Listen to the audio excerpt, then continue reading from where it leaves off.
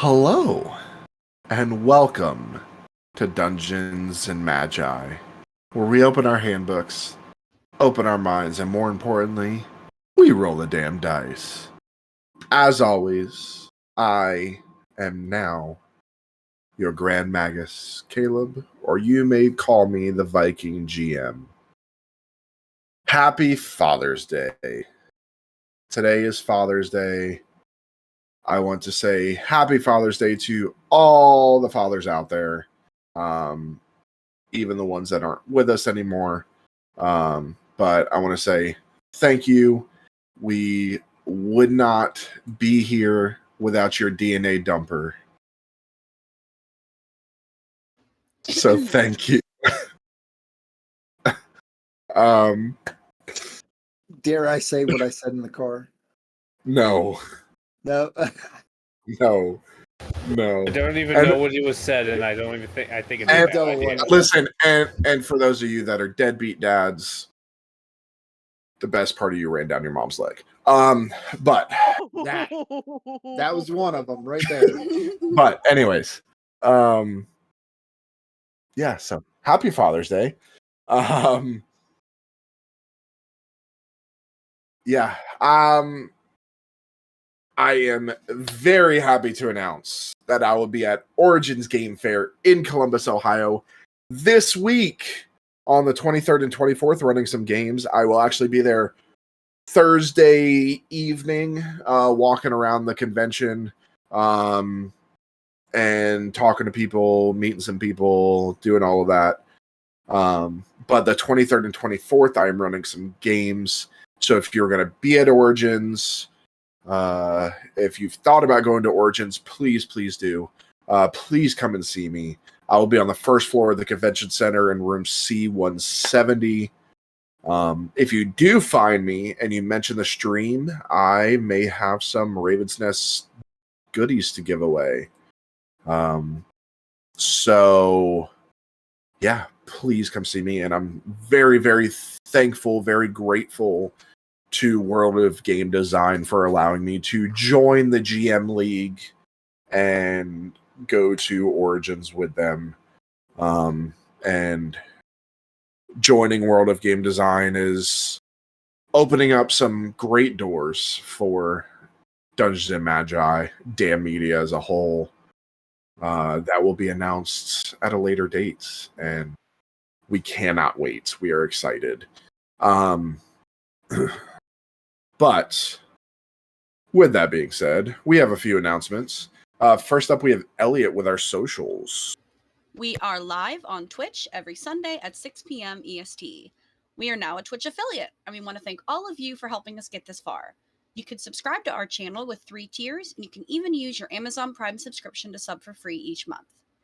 We now have a Patreon. Our Patreon is open with 4 tiers, and you can join for as little as $5 a month. The top tier gets you exclusive access to our Discord, custom merch, entry for giveaways, and even the chance to play with us. Visit us at patreon.com/dungeonsandmagi. You cannot search us due to us being listed as adult content. You can also check out our other social media. Facebook, Twitter, and YouTube are all Dungeons and Magi.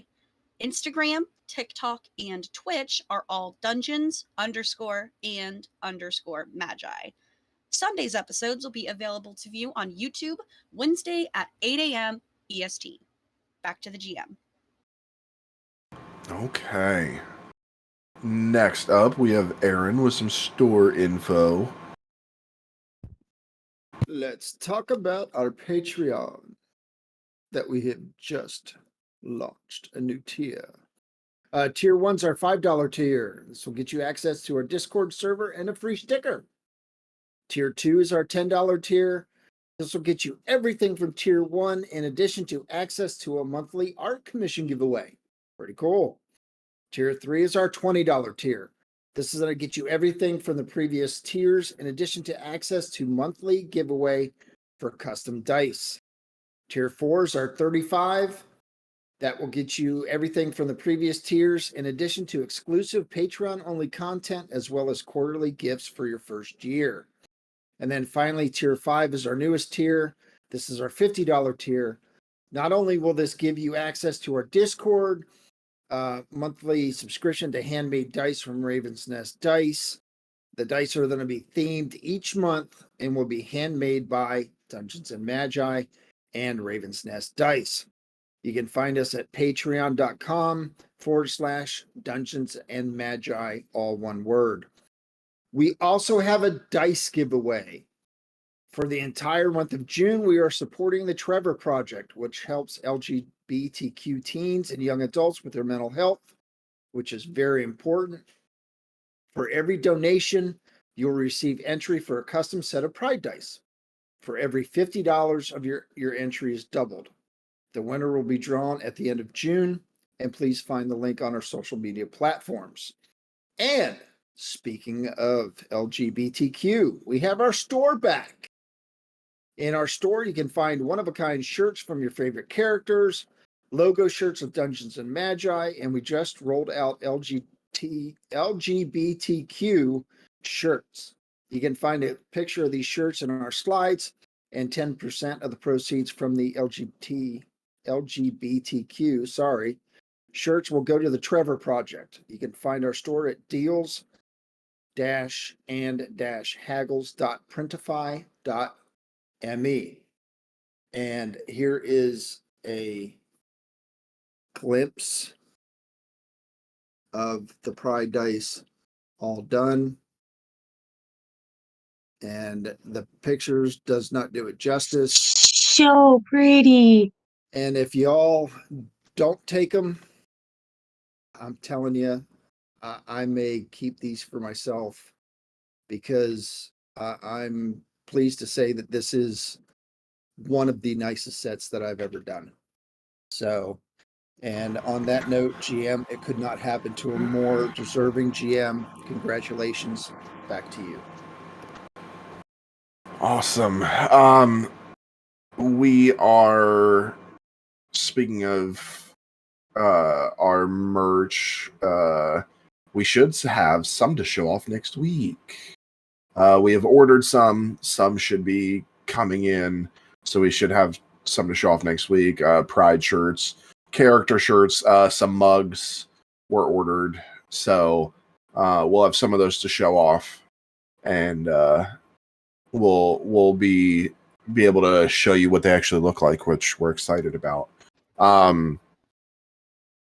And next up, we have Ethan with some special announcements. Hey guys, just a reminder, our show Behind the Curtain will take place on a quarterly basis. We have bumped back the date. I know I've been advertising in the past would be on July 5th. It will now happen on July 12th, and that is just purely having to do with the holiday. It is not something we want everybody to take time to enjoy the holiday, and so that is why we schedule it for that day. We have a new podcast. You can join Caleb, Ben, and Aaron every Friday on Spotify and Apple Music or wherever you get your podcast. And it is called The Scarlet Tavern, which discusses true crime, nerd fandoms, and more. New episodes are available every Friday at 8 a.m. We are now periodically rolling out the best damn game nights, where we release videos of the cast playing various games online. You can find those on our YouTube, and I believe our most recent one was done of Ben and Caleb playing the Police Academy.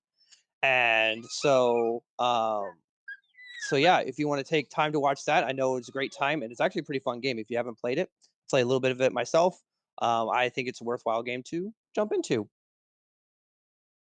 And then again, a reminder, last Sundays of every month, we will be taking off of the last Sunday of every month. Just allows us to bring us the best content possible and allows us time to rest as a cast and crew as a whole. And then a reminder that our music tonight is brought to us by the one, the only Critical Role's Welcome to Tal'Dorei soundtrack. Thank you so much to Critical Role. If you're watching this, we're huge. I think everybody here is a huge fan of your work, and also just wanted to express our thanks for allowing us to use your music for our sessions.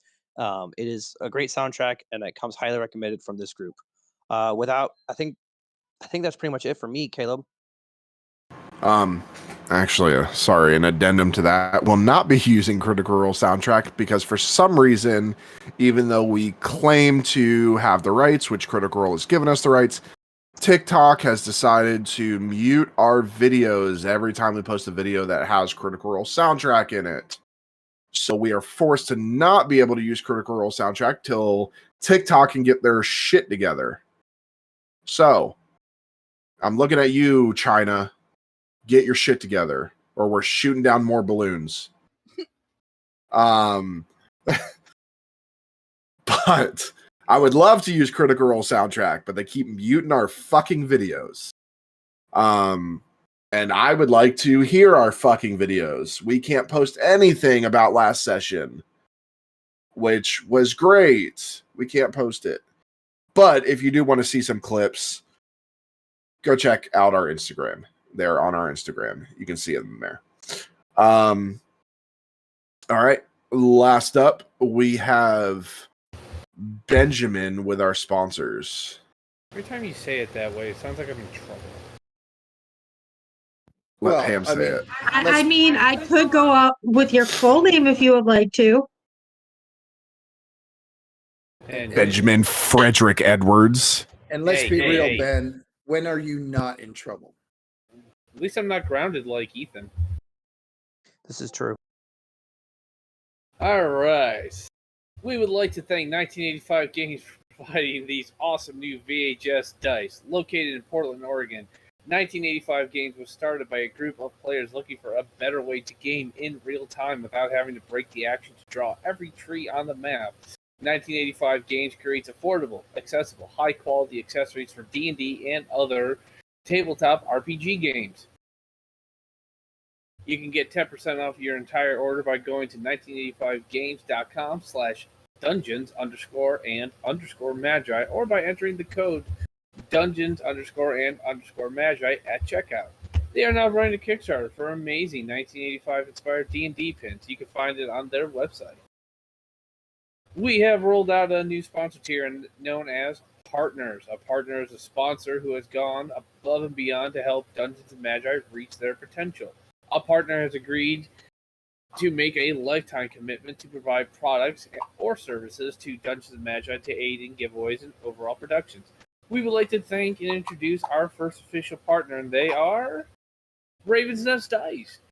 We were provided with these custom character-themed dice and dice boxes. Get your own dice today on Etsy.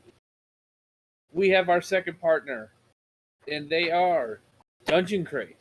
Dungeon Crate is a subscription box full of epic products including dice, miniatures, tabletop terrain, and original adventures that you can't find anywhere else, all delivered to your castle doors each month.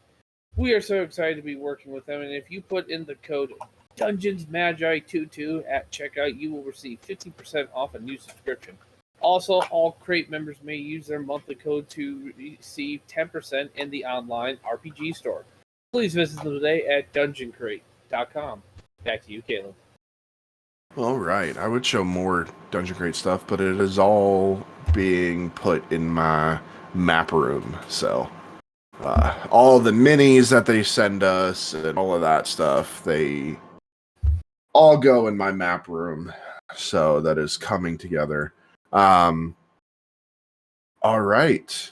Well, guys, if there's no more announcements, I think it's time to roll the damn dice.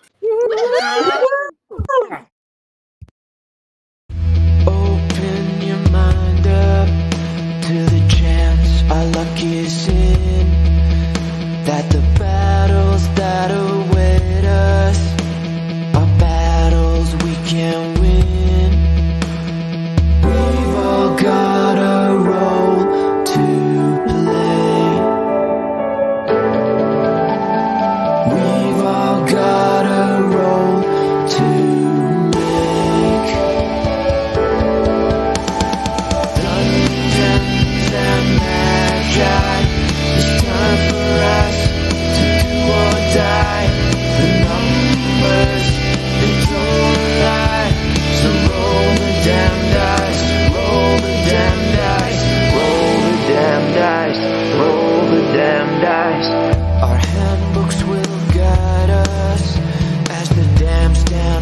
marching on. The odds are against us, but we've known that all along. We've all got a role to play. We've all got a role to make. Dungeons and Magi, it's time for us to do or die. The numbers, they don't lie. So roll the damn dice, roll the damn dice, roll the damn dice, roll the damn dice.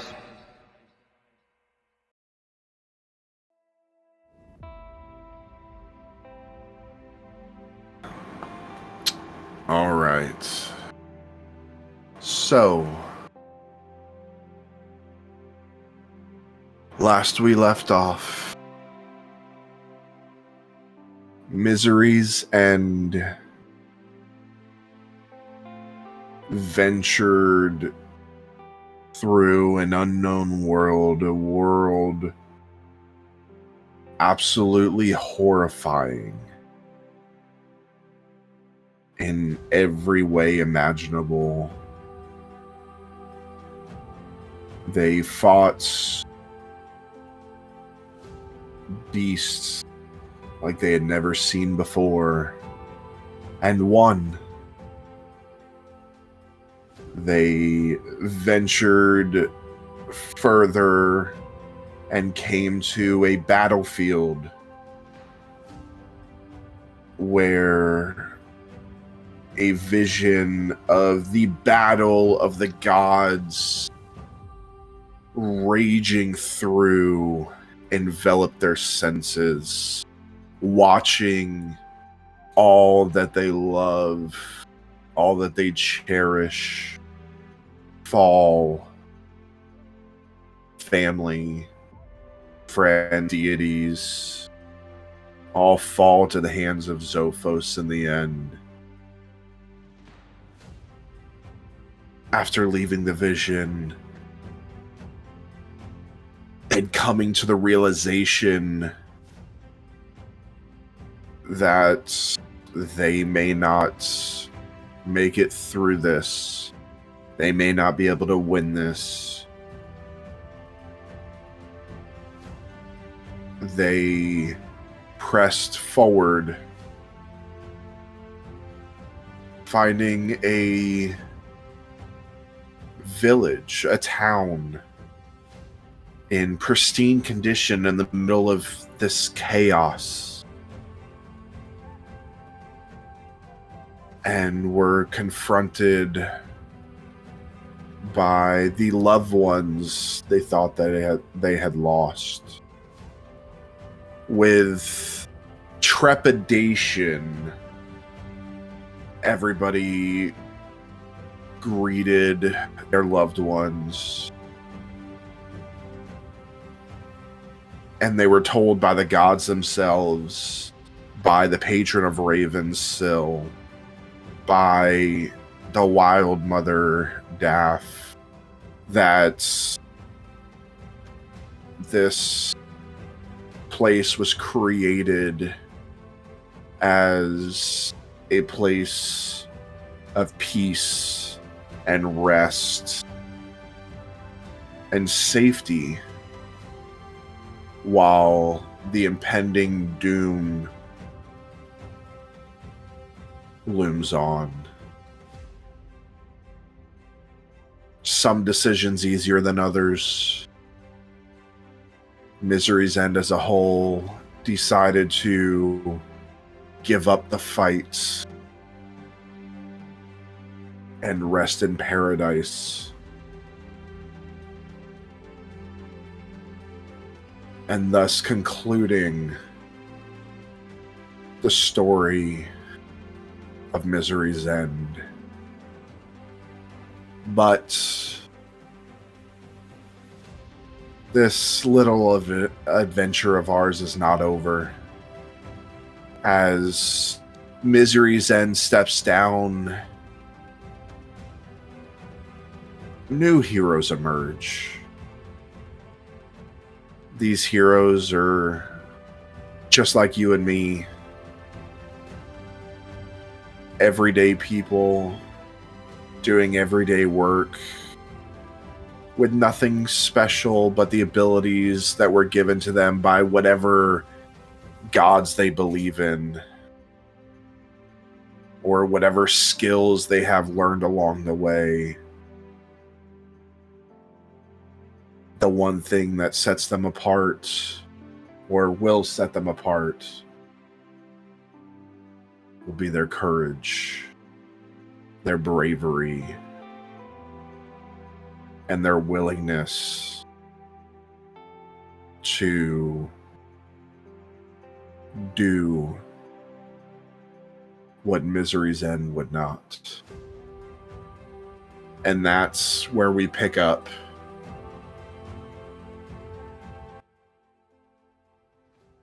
as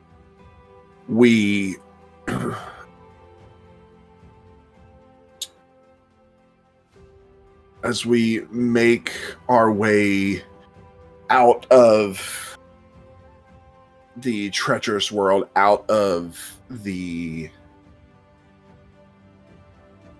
views of paradise.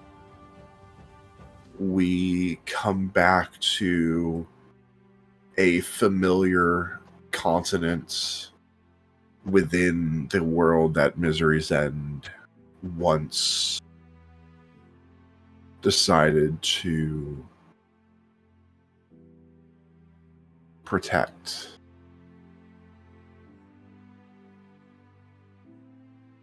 We find ourselves on the continent of Haleron, nestled within its diverse and enchanting landscapes lies the town of Wintervale.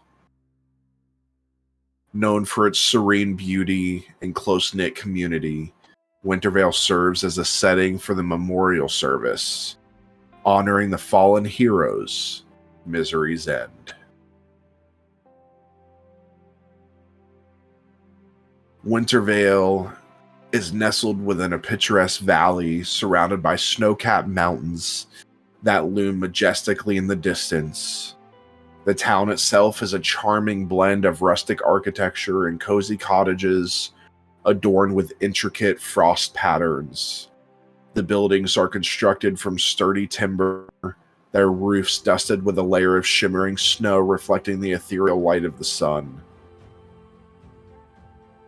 As the memorial service takes place, the townsfolk of Wintervale gather in the heart of the town, at the central square aptly named Hearthglade.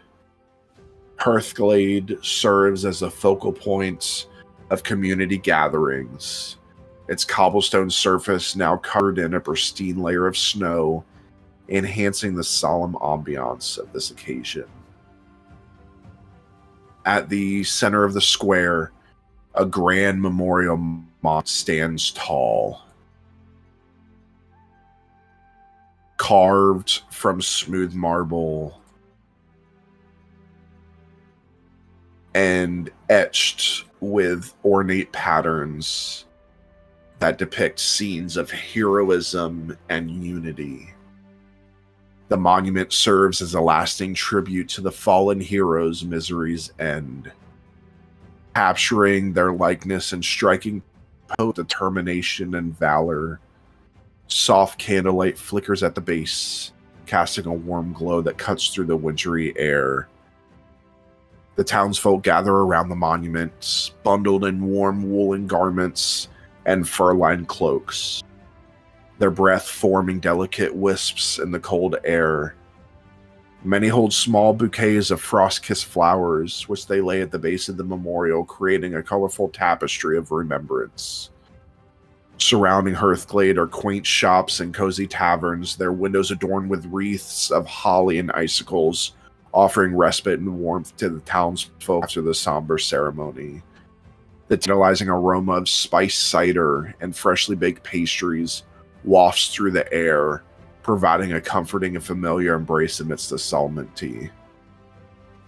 In the distance, snow-covered hills and evergreen forests paint a breathtaking backdrop, their beauty and tranquility serving as a reminder of the resilience and spirit of the town of Wintervale. Soft snowflakes gently fall from the sky, adding a touch of ethereal to the scene, as if the heavens themselves are paying tribute to the fallen heroes. The leader of Wintervale is Mayor Elara Frostborn. Elara Frostborn. She is an elegant and distinguished figure who embodies both the wisdom and strength of leadership. Standing at a moderate height, she carries herself with grace and poise, commanding attention and respect from those around her.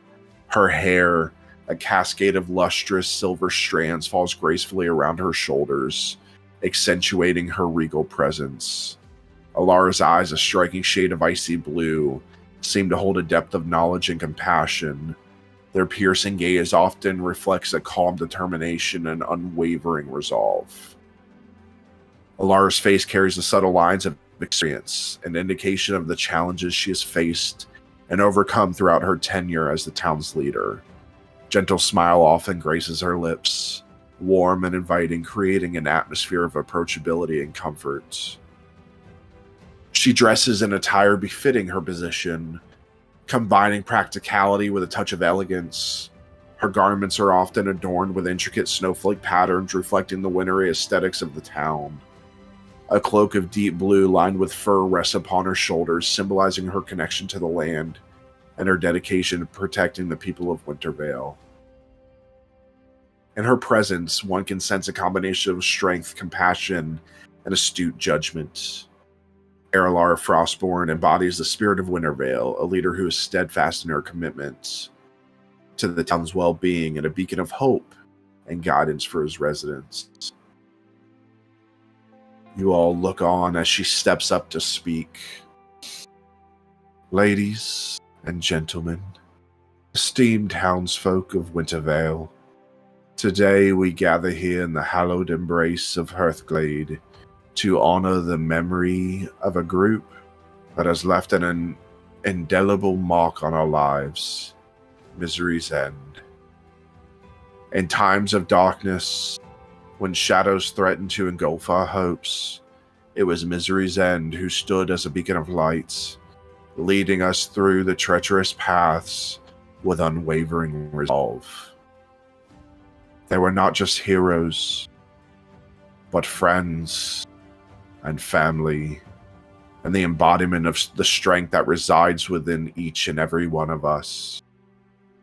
Misery's End, a name that struck fear in the hearts of our enemies and kindled hope in the hearts of the oppressed.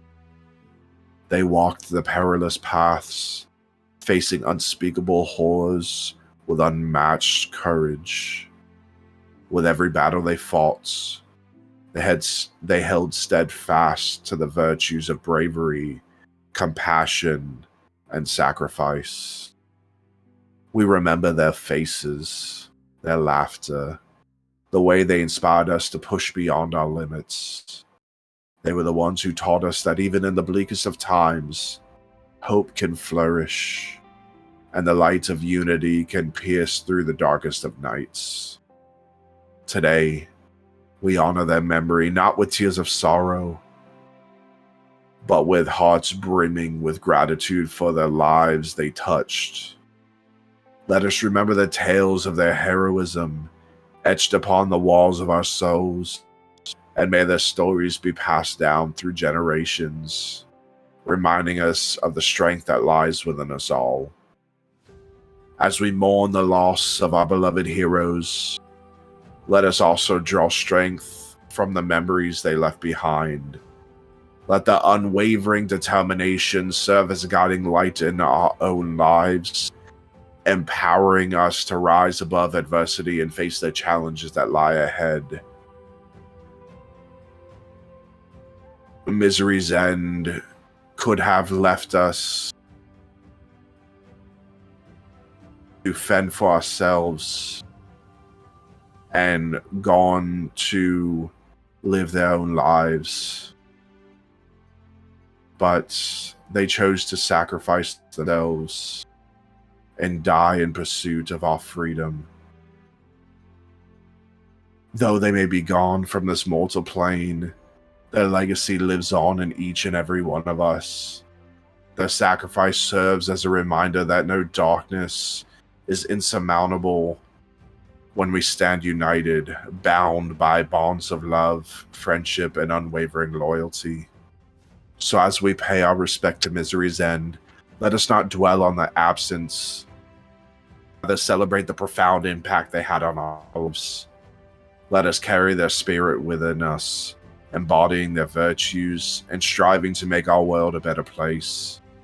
May their memory forever be etched in the annals of our town's history, and may their undying legacy serve as a constant reminder that heroes are not defined by their victories alone, but by the love, hope, and inspiration they leave behind. Thank you, dear townsfolk, for coming together on the solemn day of remembrance. Let us stand strong, united in the face of adversity. And thank you to honor the spirit of Misery's End in all that we do.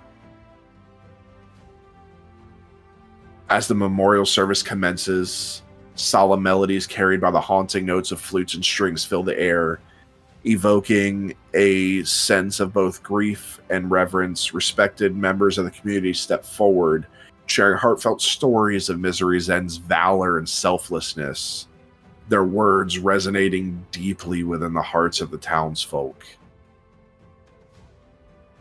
In this snowy haven of Wintervale, the memorial service serves not only as a moment of remembrance, but also a testament to the unity and resilience of the community. The gathering symbolizes the unwavering bond among the townsfolk, their shared grief transforming into collective strengths and renewed commitment to uphold the ideals and virtues embodied by Misery's End.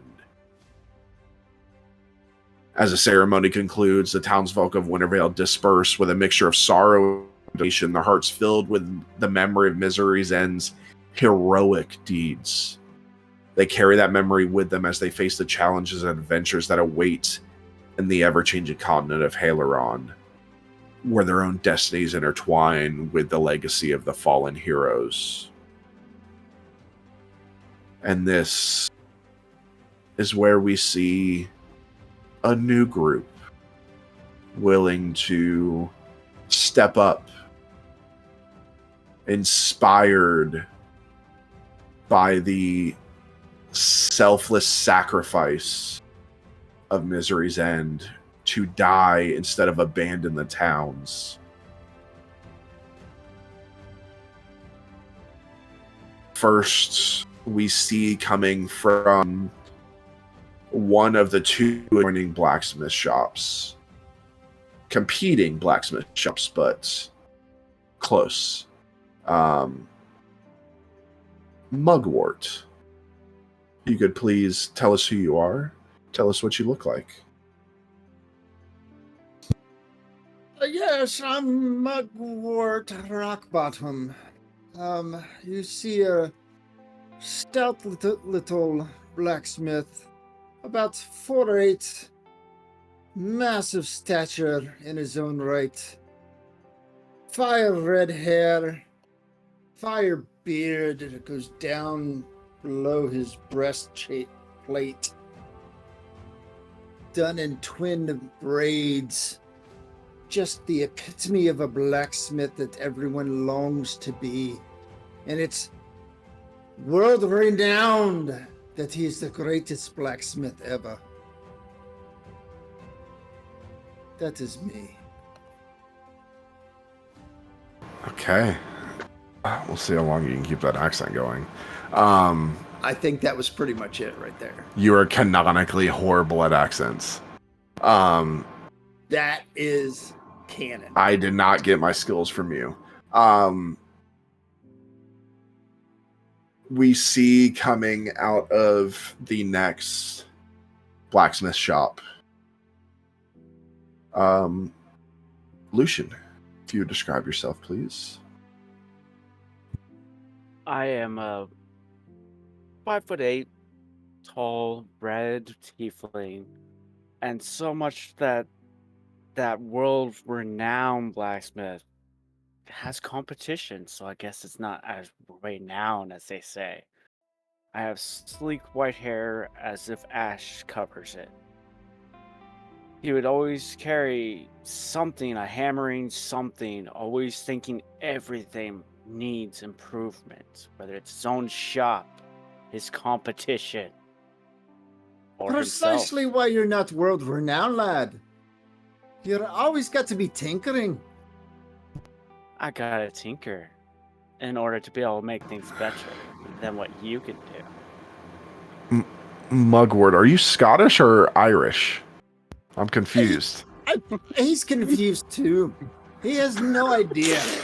He's about to be American in a second.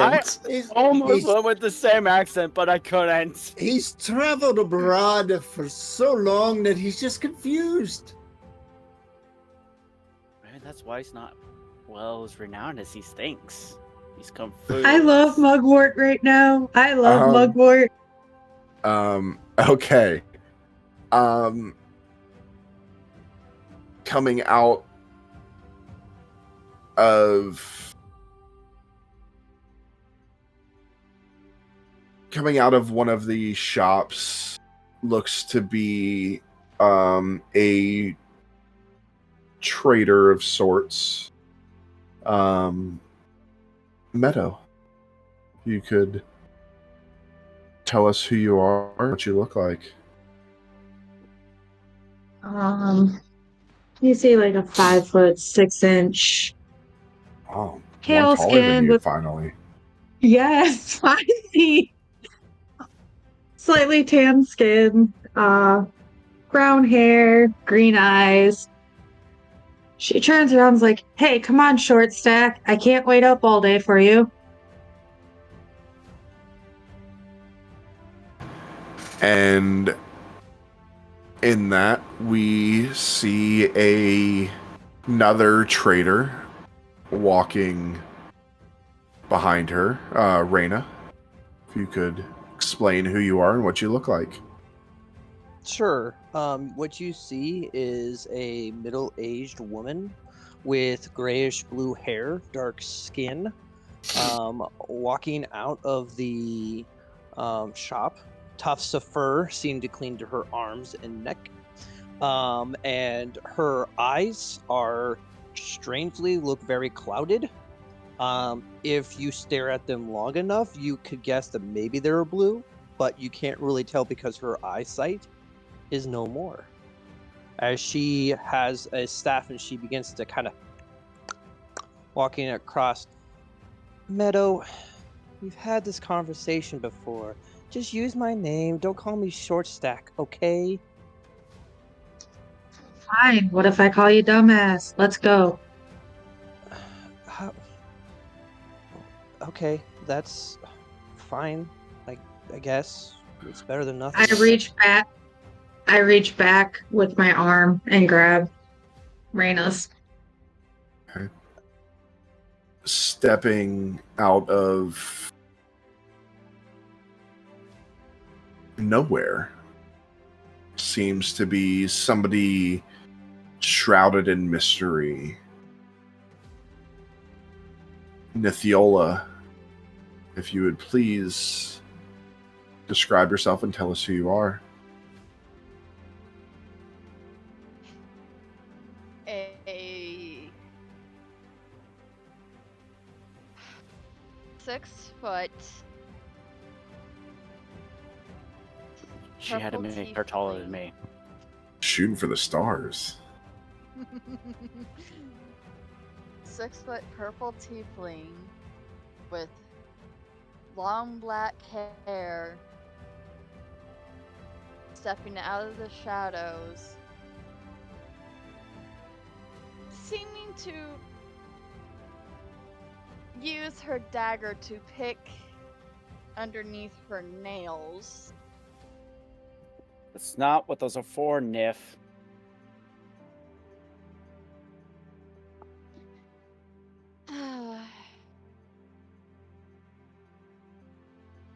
My tools are limited, and you know the solution.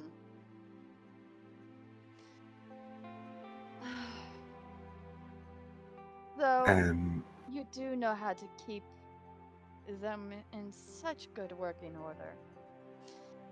As she slides the dagger back in. okay. Then we see coming from a small schoolhouse a rather large creature. Definitely large comparable to the rest of you. Nithfi, if you would please tell us who you are and what you like. I'm Niffy. Little Fee. That's what everyone, that's what my friends call me. Definitely what my fans have called me. I am a Loxodon, if you can't tell. I'm once, a long time ago, I was once the town watch, but then I decided, bollocks to that, and I decided to take my loot and go travel around the continent, played all kinds of gigs, me and my band. And well, after some years playing on the road, got tired of that, settled down here, and became one of the school teachers here. And occasionally, I'll be at the pub playing for coin and such. You know, the investments my manager made didn't really pan out too well, so you know, cheers to that.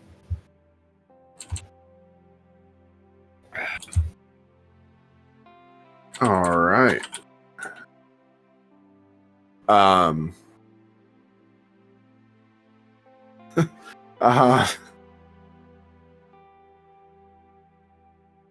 Stepping, actually, not stepping, running into town, sliding across the snow, seemingly looking over their shoulder, is another person, Thurnus. If you would please tell us who you are and what you look like. Okay, Thurnus is a half elf. He's probably about 6'2", 6'3", somewhere around there. He has long, silky ginger hair. Probably goes into about his shoulder blades. Not extremely long, but getting there. It has a single blonde streak. He has goldish yellow eyes, a little bit of a mustache, and a little scruffy beard. That also is ginger and has a little stripe of blonde in it. Looking down at his clothes, he is wearing a plain white tunic. The only things that kind of make it stand out are the neckline has some purple on it, and he has some kind of piece of cloth on his chest that's got some numbers on it that he's ripped off a couple times. It looks like it's been sewn off quite a few times. And I am crouching low to the snow looking around. Okay, so this odd group seems to feel inspired by these words spoken by the mayor. And you all, without realizing it, you all kind of step forward into the center, bunched up. Some of you know each other, some don't. Some of you have seen each other in passing. This is not a huge town. But there are some mysteries there. Mayor Alara steps forward, her voice resonating with authority and concern. She looks over each of you. I take it that by you all standing here, you believe you can take the mantle. That is exactly why I am here. Nope, not at all. I think I'm gonna die. Be honest, love. Got nothing else better to do. Gigs have all dried up, and let's face it, those shites of this town are getting really tired of teaching them how to play the lute.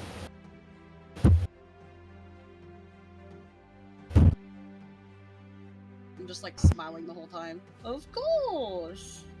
She kind of looks over all of you. Very well.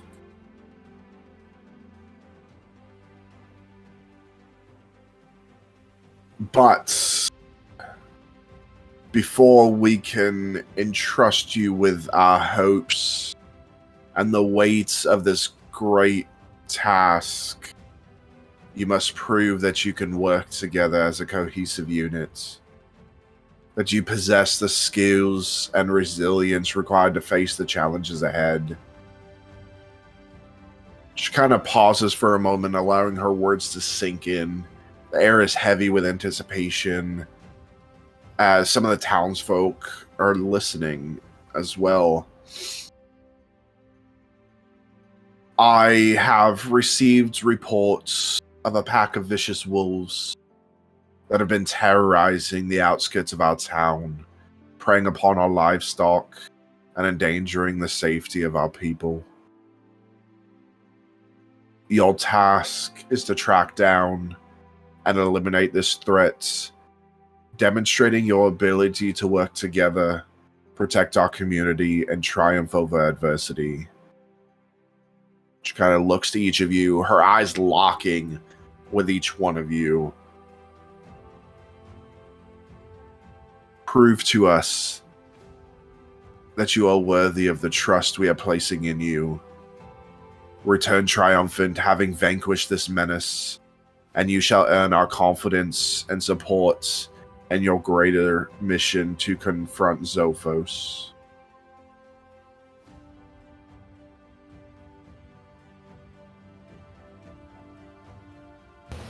So tell me, love, what you actually need us to do? What foe you need vanquishing, as it was?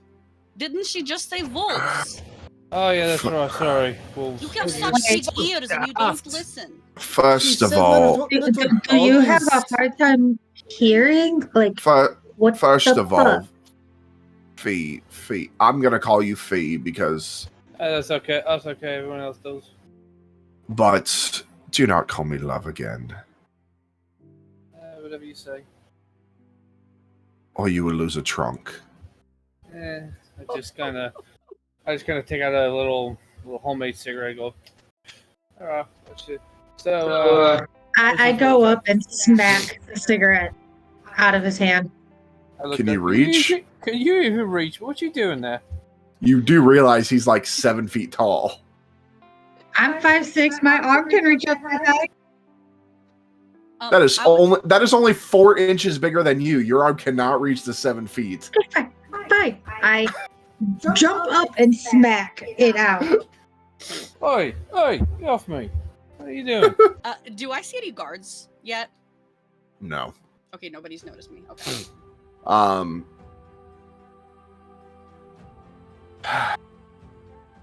Anyways. You must venture into... She kind of looks around. The Whispering Woods. And I need... Go ahead, everybody. Make me a memory check, please. So take your memory skill, depending on the level. And for each of you, I need you to, when I ask you what you got, you're going to tell me the dice you rolled and the number you got. So, Lucian. D12, 3. Okay. Meadow. Give me for a minute. I'm looking for a D10. Okay. Mugwort. A D12 and being 9. Okay.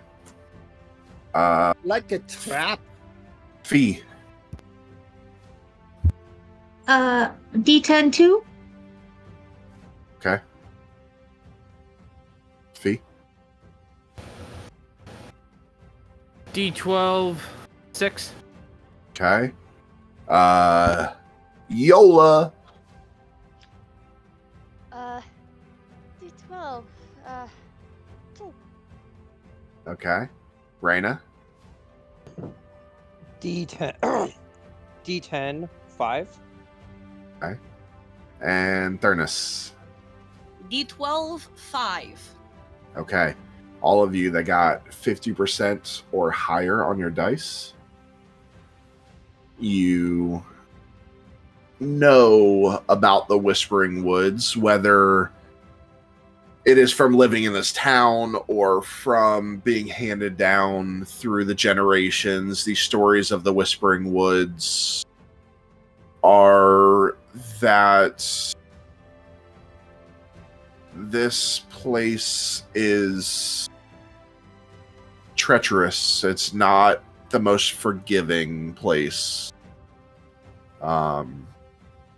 The trees seem to speak amongst each other, and spending too long in the Whispering Woods causes one to go insane. And those of you that did succeed know that there is a legend of a man in the town that has lived there for centuries, supposedly, that was left in the Whispering Woods, and he is now just a crazy hermit. So, she looks to you. It is there that the pack of wolves has made its lair, hiding among the ancient trees and dense undergrowth. She points to where the direction of the Whispering Woods. You will need to navigate the twisting paths and eerie silence of the forest, guided only by the echoes of whispers that seem to emanate from its depths. She looks to each of you. Be cautious, for the wolves are cunning and relentless. Work together, combining your skills and knowledge to outwit and overcome them. Our town's safety relies on your success. She extends her hand, offering a compass to the group. I will take that. And I reach my hand out. Okay. Take this enchanted compass. It will guide you through the maze-like paths of the Whispering Woods, leading you to the heart of the wolf's lair. Trust in its guidance and let it be your beacon in the darkness. May the spirits of the forest watch over you. Return to us victorious, and may this be the first step on your journey to protect our town and face the looming threat of Zophos. And with that, she bows and walks away. Look what I got. Isn't it shiny? Oh, sorry. Who are you again? I don't quite... Oh, I'm remember not saying- important. I'm not very important. You can think of me as a tag along. I think you're holding the compass there. Yes, I am. It's beautiful. I did not see you reach out to get it. I just kind of flicked the cigarette away. I'm like, right, I'm going to the pub. The pub. We have to kill wolves, do we not? I ain't doing this, but what's your name again? Me? Yeah, you. What do you think I'm bloody talking to?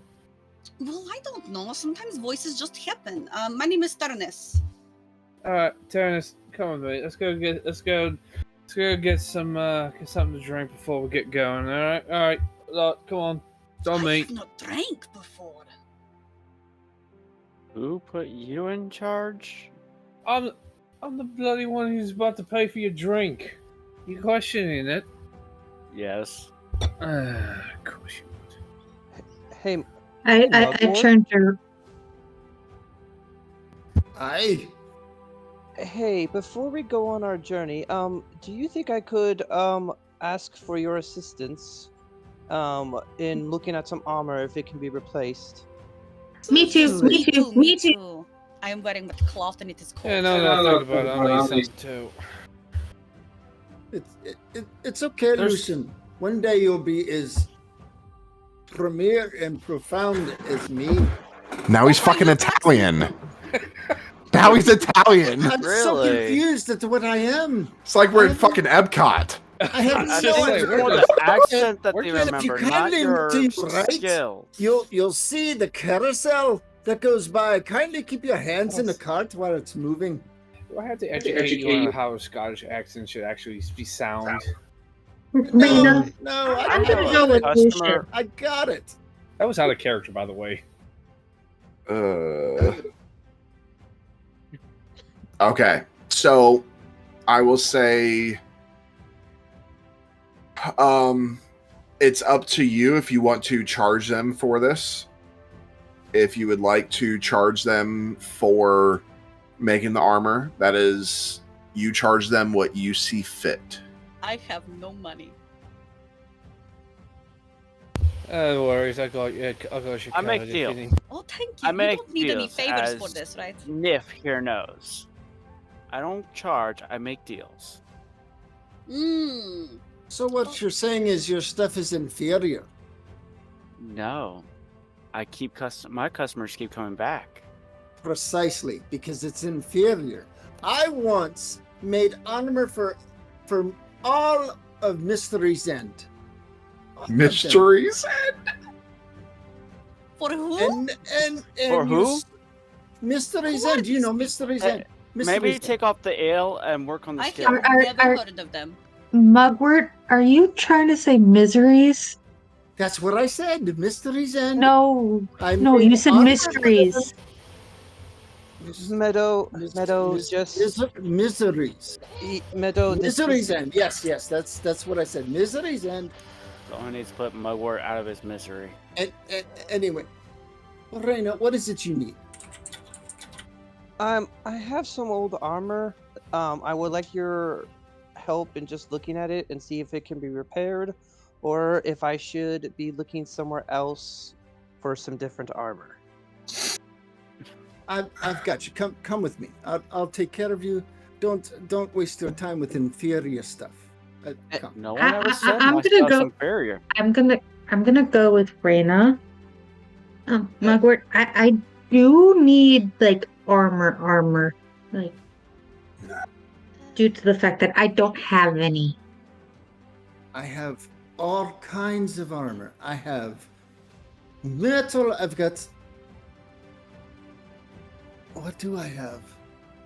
I know I have metal. I have leather. I do have some leather. Yes. So, but mine is all magnificent. It's fabulous. It's fabulous. And I will give it to you because we're on a great adventure. You got armor that can fit me. I got you covered. Not a problem. Do you have something that will accentuate my natural beautifulness that is not too heavy?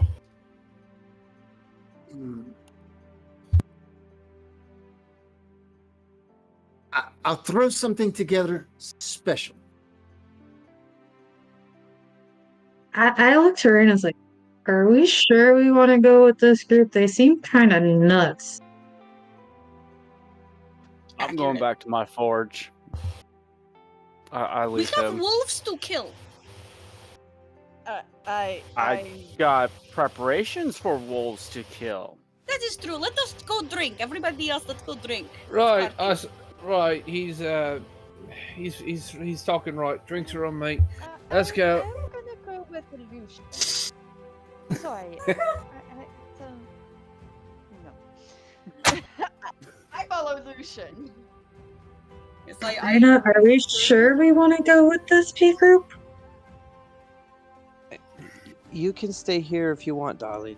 I'm gonna go get my armor looked at, and I mean, I see- don't mind killing wolves, but this group is even more crazy than me. I can manage you. I manage you just fine. I think you You just gotta don't get manage me. Bugmate, bring my stuff That's- over to the pub when you That's do. the young lady that came in at just about a little after the full moon hit the top of the sky.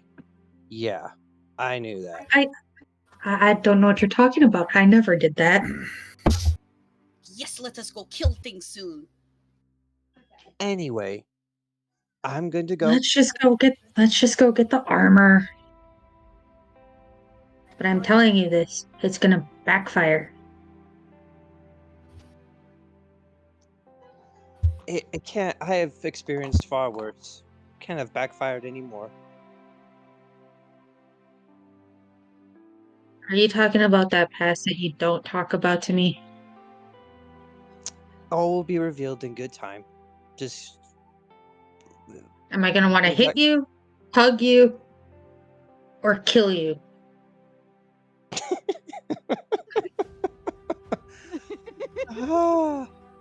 Mugwort, let's go have a look at this armor, and then my dear Meadow here can make up her mind. Come. We'll take care of it. Okay, so who's going to the bar? That'd be me. Yeah, assuming that we can do the armor and just have it brought to us, I'm definitely going Yeah, with, yeah, with, that wouldn't be my elephant friend. Okay, so as the two of you walk in, there's almost like these swiveling doors. You guys really haven't drank here. You guys usually tend to go off to the bigger cities because this place is kind of for alcohol. But you and they behind you, saloon-esque doors. And as you walk in, you see the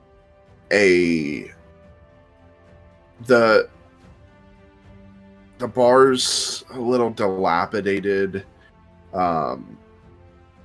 At a table off in the corner, there's a man slumped over, spilled beer. You see what look to be playing cards laid out across the table. There is somebody playing the piano in the corner. And behind the counter, you see a 6 foot tall green half orc he's wearing a leather vest, leather chaps, and a black hat that you haven't quite seen this style of hat before. It's kind of lumped in the center, and it's got these ridges that come up. Out of character, he's wearing a cowboy hat. And he hears the doors open. He turns around. Well, I'll be. We got new blood. Come on in. What can I get you to drink? I would like 1 alcohol, please. There, mate. Hold on. What's your name? Never been in this bar before. It looks like some of the dives I used to play when I first started my band. What's your name again, friend? Oh, you're in a band. Yeah, I was in What the do band. What do you play?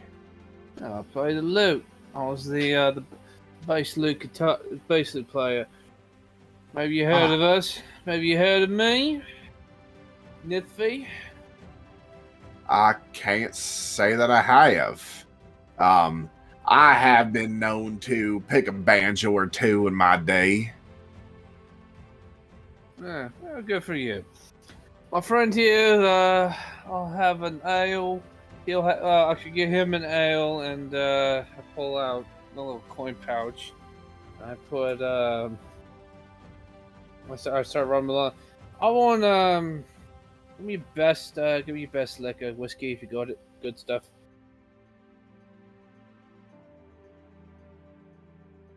Very well. He kind of rumbles behind the counter, pulls out this large bottle, hits the counter, and he pops the top and grabs a short little glass. Yeah, that's good, mate. And leave the bottle. Don't just leave the bottle. And he slides the cup over to you, slides the bottle over. Well, that'll be 20 gold. There you go. Well, you want the dang bottle. Yeah, that's fair. All right. If that's a little too rich for you, I'll just take the bottle back. Nah. And don't forget mug of ale here from a friend. And He goes and reaches into there's this barrel of mugs that are just kind of piled on top of each other. It literally looks like they rinse the mugs after somebody uses them and tosses them in the barrel to be used again. And he grabs one out, goes to the barrel that's connected onto the wall, and there's a tap, and he goes to pour it and nothing comes out. It's like just a little foam, and he goes, God damn it. Daryl, you were supposed to change the tap.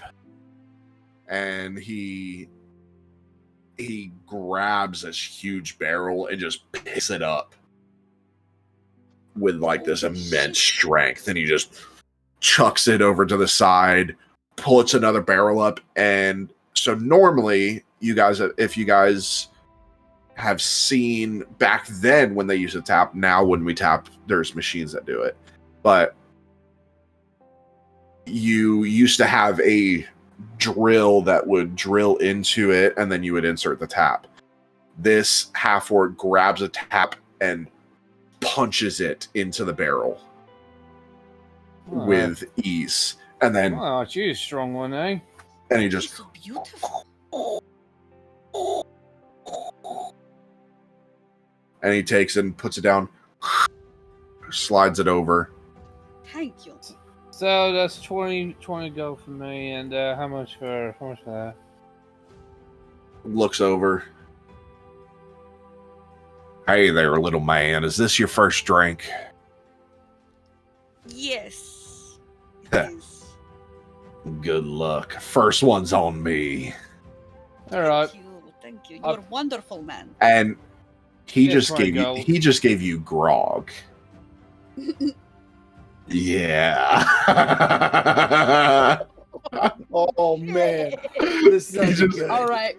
He I just- expect nothing, and I go to take a big gulp. Nice. Okay, Whoa, you whoa, take whoa a there. big gulp. Give me a, let me see here.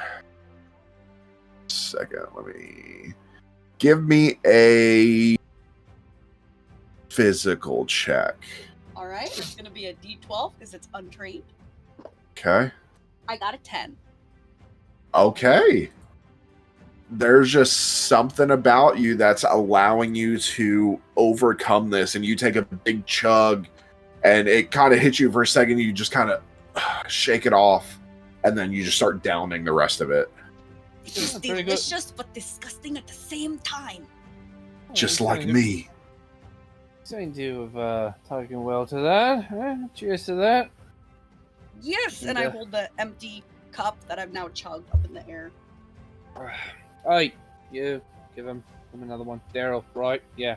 Another ale there from a friend. Put on my tab. He just kind of stares at you. Well, I didn't realize rock stars didn't have to use their fucking manners. Yes, he means please. Yes, I apologize. my And friend. second of all, my name ain't Daryl. Daryl is my brother. Oh, What is your name, you beautiful man? Oh, well, thank you. My name's Hank. Hank. Apologies all around. Didn't mean that. Got a lot on my mind today. So, if you would please, another ale for my friend here. And put it on There my you tab. go. Now you're learning some southern well- manners. Yeah, whatever, mate. You must be from the north. Ah, And he grabs that, fills it back up, and slides it over. This one will be 2 gold. pull out 2 go. Take up. All right, so make sure you mark 22 total off. Thank you very much. No worries. So, where are you from? And, I've been in this town for some years, and I've never seen you before. Oh, I'm not from town. I came from Talimar, very, very far away. Oh, Talamar. I remember that place. I did a couple of gigs there. The Hank is just wiping down the bar as you guys are talking. And this is definitely going to need deception, by the way. So, I am from a small family. A group of monks. Yes, monks. I'm from a group of monks, and I did not want to fight with my fists, so I came here. Give me a persuasion roll. And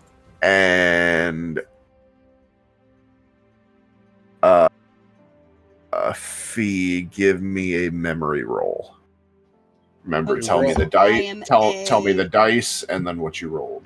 Okay, it's gonna be a D8 persuasion. Would I add 5? I believe if I'm master. If you're a master, yeah. Okay. So I got a 7 out of 8 plus 5. Okay. Okay. All right, I'm rolling a D12 since I'm untrained in memories, and I rolled a 6. Okay. I love how the elephant's bad at memory. Well, Fee pretty much rocked the party hard for quite some years, so memory ain't what it used to be. So I will say, because of the +5, it supersedes the success of Fee. Monks, you say, eh? Yes. Mm-hmm. Cheers to that. I've never been one to. I've never been one to be fighting there. Loving not a fighter. Although I can handle myself, though. I mean, I used to be a town guard, if you can believe that. Yes, I like to destroy things with magic instead, and they did not like that. Yeah. All right. So I left them. How long you been traveling? Must have been Talmar's pretty far from here. Quite a while. I am not the greatest at keeping track of time. Yeah. Days kind of blur together. Me too, especially when I go to. Yes. Well, the when I'm days, mhm. especially when I'm trying to come up with lesson plans and teach some of the local kids how to play instruments. Oh, you God. play instruments? Yeah, I do. I kind of pull out my lute. I kind of had that and kind of strapped to my back. Pull it out. I'm like, yeah, it's my. Oh, play me a song, Mr. Loxodon. All right. All right. Here's a solo instrumental. I know. I used to play this as an opener, and I start strumming along. It's gonna to everyone listening out of character. It's gonna be almost like Smoke on the Water. It's closing time. Give me a instruments check. Instruments. Okay, so I'm a master in that. So that's a D8. Correct. And you get a +5. That's a 10. I rolled a 5. Okay. So yeah. Dum, dum, dum, dum, dum, dum, dum, dum, dum, dum, dum. Well, that sounds good. And I chug the second thing of grog that I have. Okay. Yeah, that's just a little introduction one there. I'm I kind of look around and just kind of, I've got to be honest, not much of a crowd here. I mean, I usually go to some of the taverns or pubs at the some of the bigger towns and go perform. You know, kind of help supplement the old income. Royalties aren't rolling in as they used to. Right.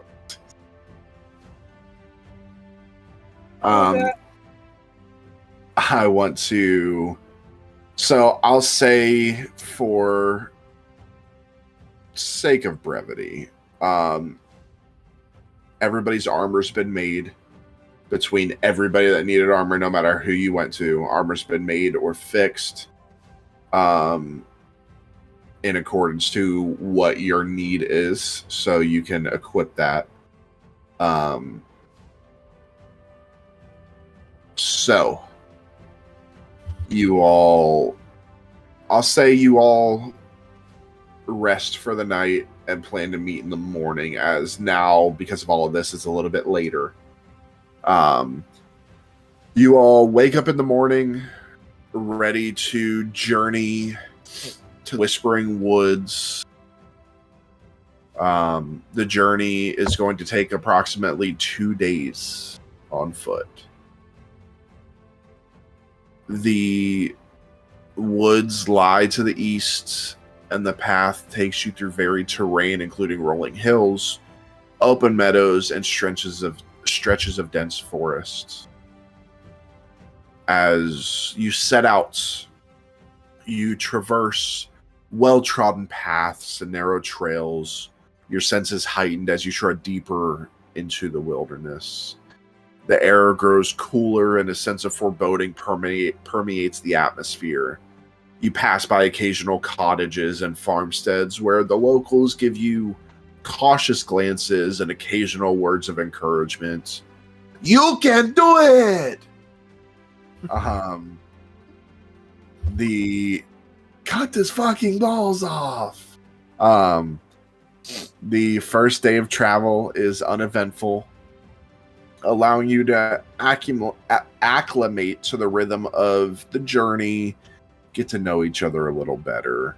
At this point, you can rest, begin to share stories, plan strategies, brace yourselves for what lies ahead. As night falls, you do find a secure spot to set up camp.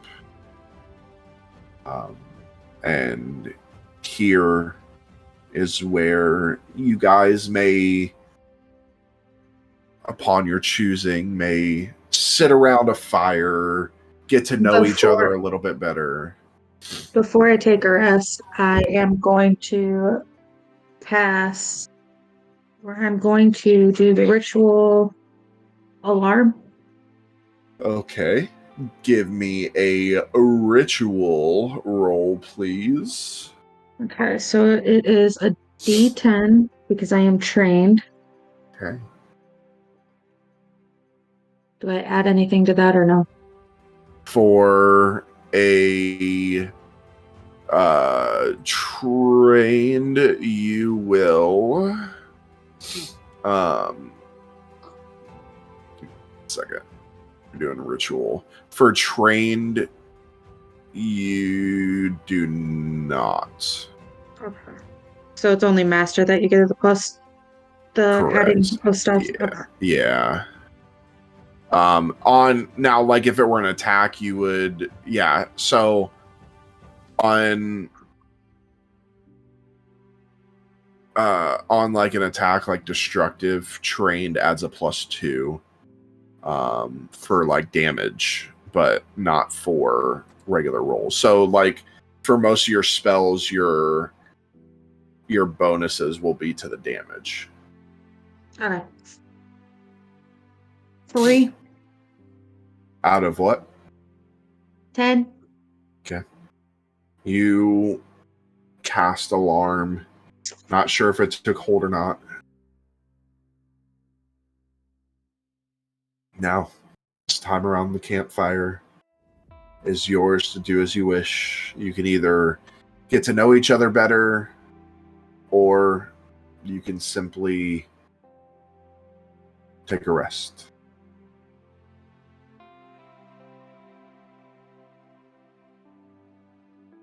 I'm gonna go up to Mugwort. Okay. We're gonna have to put this behind us somehow. What's behind us? The This fact you thing make that you inferior think you're armor? No, the fact that you think you're superior. Oh. See, So let's make a little. let's make a little wager though. If you still know you have no problems with this, right? Certainly.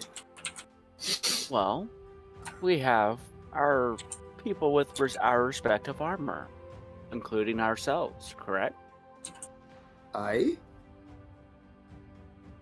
It's not how much they can take, it's who they keep going back to or improvements we can make.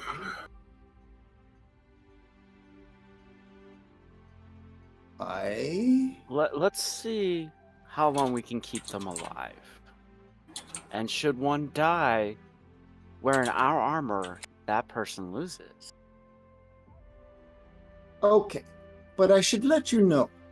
Remember that one with Mystery's End? That what was his name? Belvis character?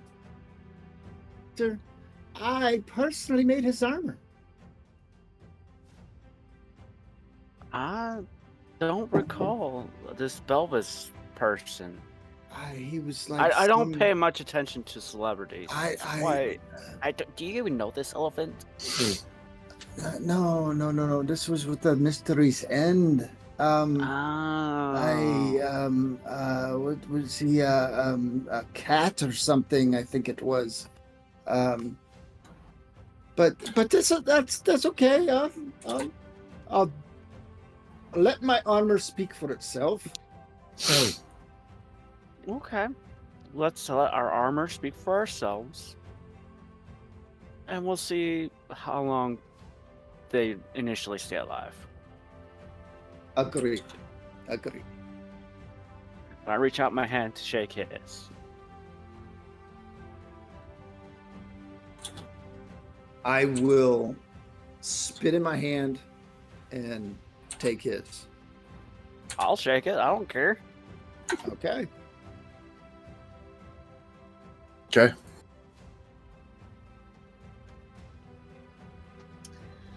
Anybody else, or does everybody want to rest? I would like to sit by the fire. Okay. Because I'm very cold. I'm just gonna sit by the fire as well and just stringing my lute, just playing it, nothing in particular, just kind of playing it. Make an instruments check. Okay. No bonuses. No bonuses? Yep. 4. Out of 8. Okay. Yeah, you just strumming along. No issues. Just a nice, calm.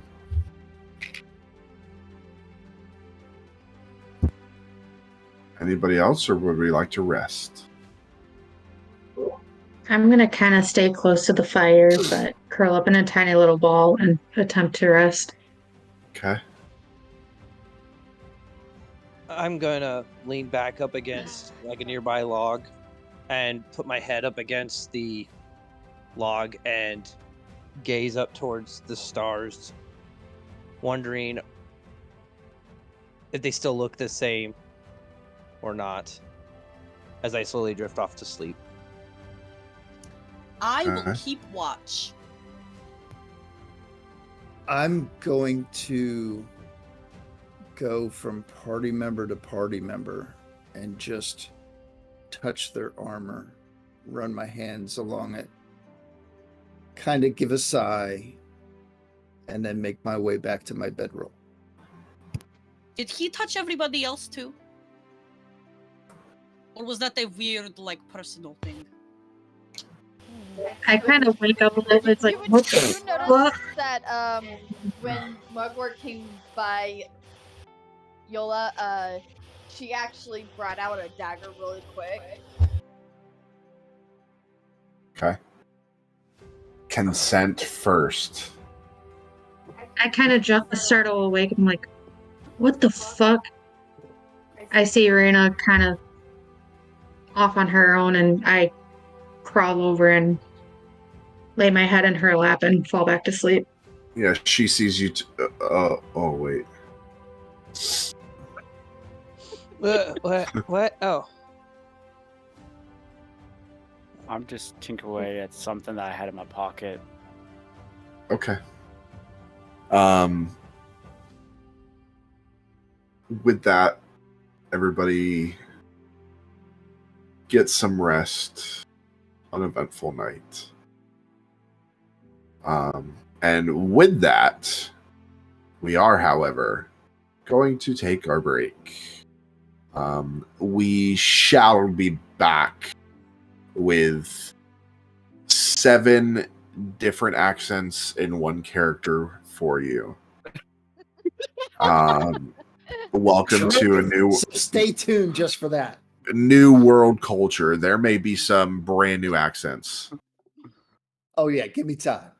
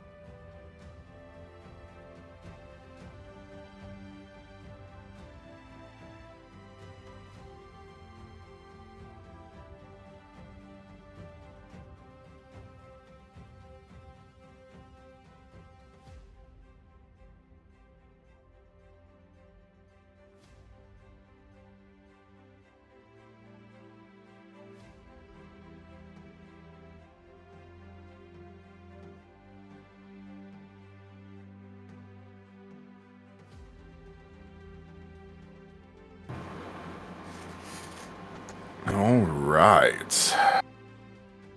So, all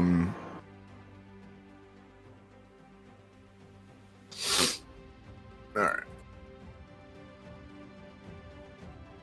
So, you wake up after the first night of rest,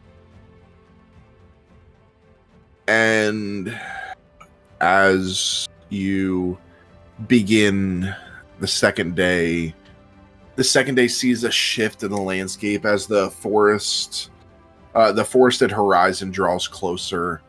The surroundings become more enchanting, with dappled sunlight filtering through the canopy, casting an ethereal glow upon the path.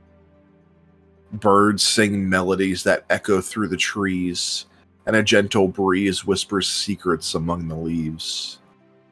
As you near the outskirts of the Whispering Woods, the atmosphere changes. The air becomes heavy, with an otherworldly stillness, the chirping of birds growing faint. The sunlight wanes, shrouding the forest in shadow. The compass in your possession begins to pulse faintly, guiding you toward your destination. At last, as the second day draws to a close, you reach the edge of the Whispering Woods. A threshold of ancient trees greets you, their branches seeming to beckon or warn, depending on one's perspective. You stand on the precipice of the unknown, ready to step into the realm of whispers and confront the wolves that threaten your town. As you step into the Whispering Woods, a hushed silence envelops you. The air feels charged with an eerie energy, and a sense of anticipation hangs heavy in the atmosphere. You find yourself surrounded by towering ancient trees, their branches intertwined overhead, casting long shadows that dance in the fading light. The forest floor is blanketed with a thick layer of fallen leaves, creating a soft carpet underfoot. The colors of autumn mingle with the evergreen, painting the ground in hues of gold, russet, and deep green. Shafts of muted sunlight pierce through gaps in the dense foliage, casting a diffused glow that adds an ethereal touch to the surroundings. As you venture deeper, you notice peculiarities in the forest. The trees seem to whisper to each other, their rustling leaves creating a symphony of delicate murmurs. It's as if the woods themselves hold secrets, their voices carried by the wind. The sound is melodic yet unsettling, a constant reminder of the mysterious nature of this enchanted realm. Occasionally, glimpses of movement catch your attention, flickering shadows darting between the trees or the rustling of undergrowth. It's hard to discern whether these are merely tricks of light or something more elusive and otherworldly.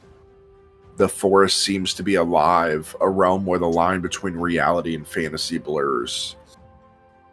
Amidst the ancient trees, you notice clusters of mushrooms, their vibrant colors standing out against the subdued palette of the forest. Some mushrooms glow softly, casting an enchanting luminescence that guides your path. These natural beacons offer faint reassurance in the otherwise unsettling atmosphere. The air grows cooler as twilight deepens, and the sounds of nocturnal creatures begin to emerge. The hoot of an owl echoes in the distance, accompanied by the occasional scurrying of small animals.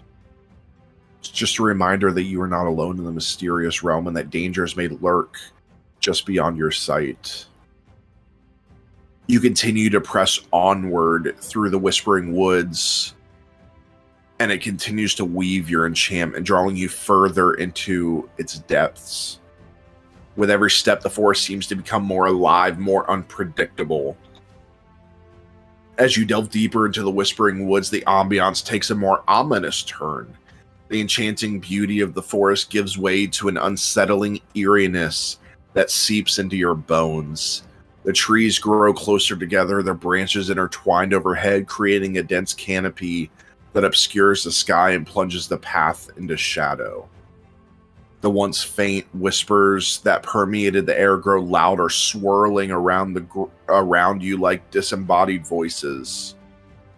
The words are indistinguishable, a disorienting chorus of murmurs that echoes through the stillness. It feels as though the forest itself is trying to communicate, sharing its secrets, or issuing a warning that remains just beyond comprehension. Navigating the winding trails becomes more challenging as the woods seem to shift and change, defying logic and disorienting the senses. Paths that were once clear become obscured by overgrown vegetation, and familiar landmarks vanish or morph into unfamiliar forms. It becomes apparent that the Whispering Woods are not bound by the laws of reality, but rather by the capricious whims of some unseen force. Within this twisted realm, you encounter pockets of deeper darkness, where the shadows become thick and suffocating. Strange figures flit at the edges of your vision, darting between trees or vanishing into thin air. Whispers grow louder and take on a more menacing tone, sending shivers down your spines. It becomes clear that malevolent entities inhabit these woods, feeding off the fear and uncertainty that permeate the air. As you proceed cautiously, you stumble upon an area where the forest opens up into a small clearing. A gnarled ancient tree stands at the center, its twisted branches reaching out like skeletal fingers. The ground around it is littered with fallen leaves, forming a thick carpet that muffles your footsteps. Feels like a place of significance, a sacred or cursed site in the heart of the Whispering Woods. The atmosphere is heavy with a foreboding presence, as if the very fabric of reality is thinning within the confines of this clearing. You sense you are being watched, unseen eyes observing your every move. It's a test of your mettle, a moment when your determination will be challenged to its core. Everybody, give me a memory check, please. And when I call upon you, please give me the dice and what you rolled.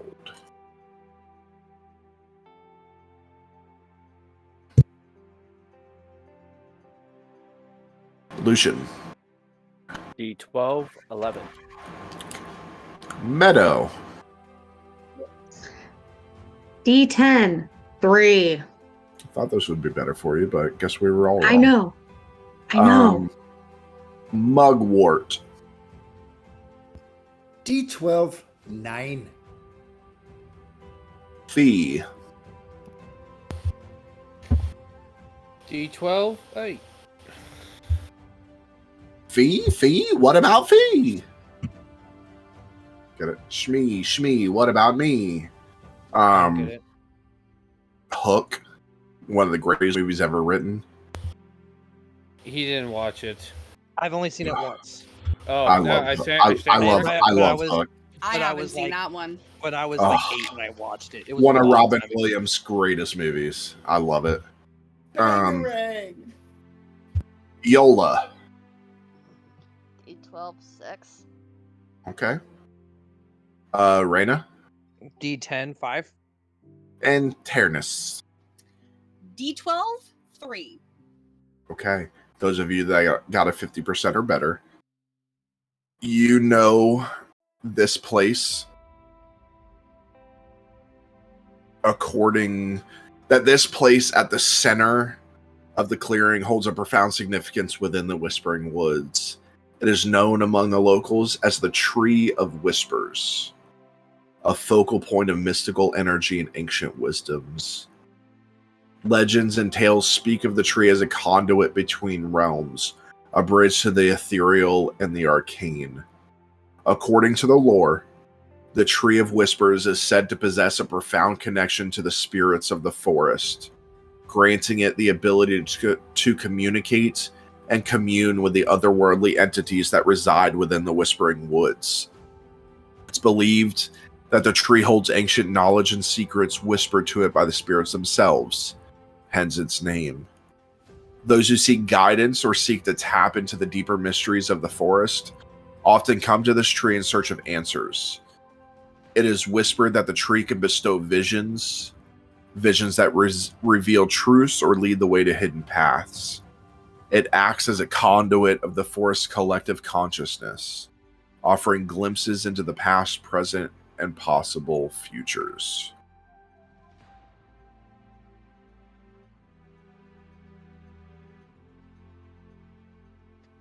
This is a big tree. Is that where we're at? The Yeah. Tree of Whispers? Yeah, can't you see It it? is called what? The Tree of Whispers?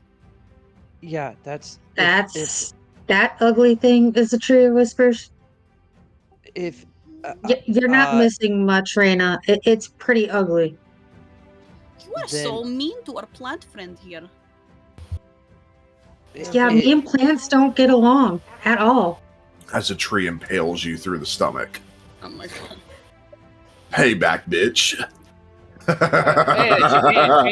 Change of pace. Pam's character dies first before. Yeah, before she kills anybody. How many times will she kill somebody this time? You. Will Kara's character be the only one to survive again? Probably not. Probably not. I will make sure Kara's the first one to die. But if we're at the tree, where's the wolves at? I would have thought for sure we would have ran into them by now. I do not see them. Yeah. I mean, we should lay some food out for them, you know, deliver them over here. I'm kind of just like looking around. Should we catch and kill a rabbit and leave it out? I think. Do we want? I know we have to kill the wolves, but do we really want to fight wolves? Well, I mean, like, what does the compass say? I'm gonna take the compass out and look at it. You've been looking at that the whole time, right? The compass says that you should go back I'm kidding. No, the compass is pointing beyond the Tree of Whispers. This is just a little clearing where this tree stands. You guys do have the opportunity, if you would like, to interact with the tree, or you can move along to go fight the wolves. I'm gonna go touch the tree. Okay. There's a shock. As you walk up, you see the twisted branches of the Tree of Whispers bear small, delicate leaves that shimmer with a faint luminescence, as if holding a fragment of the moonlight within. The leaves rustle softly, their gentle sound blending with the whispers that pervade the woods. You listen closely, and you can hear echoes of ancient voices carried on in the wind. You can't quite make out what they're saying. As you touch the tree,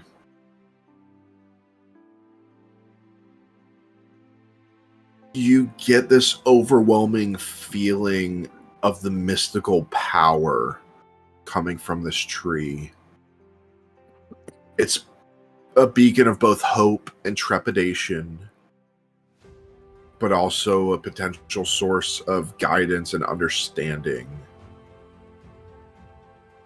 You sense that the tree may hold secrets that could aid you if you can unlock its mysteries and prove yourself worthy of its wisdom. But it requires a careful and respectful approach. Is the tree saying something? I look over to I hold up my finger and I gently caress the tree as I close my eyes. Okay. And just kind of meditate, trying to figure out how to unlock this. Okay. As you rub the wood, Huh. as you rub the large piece of wood, and you begin to close your eyes and meditate,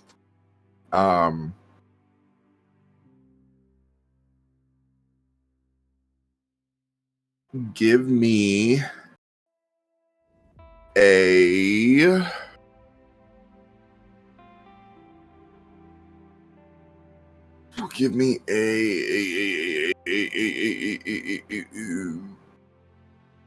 memory check.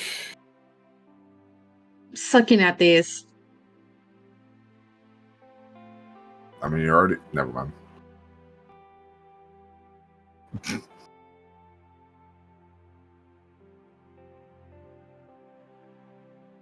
On a D10. Wait, remember how I told you there was no critical successes anymore? No, there's not crit failures, is there? Remember how Ethan had told you how on ones weapons would break?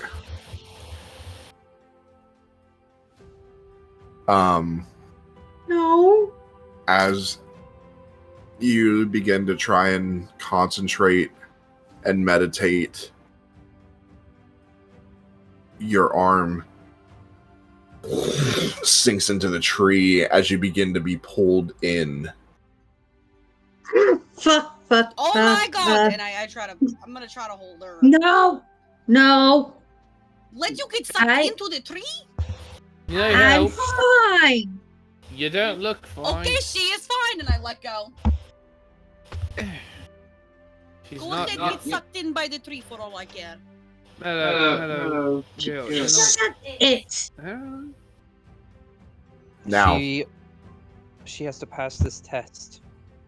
you can either resist and do a physical check to get out, or you can give in. I'm gonna give in. Okay. So, as you enter the wood, it splits open and you permeate the center of the wood.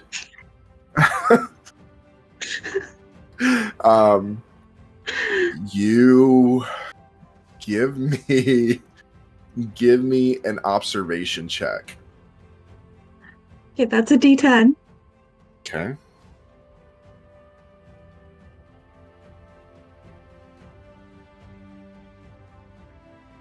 Did you roll another one?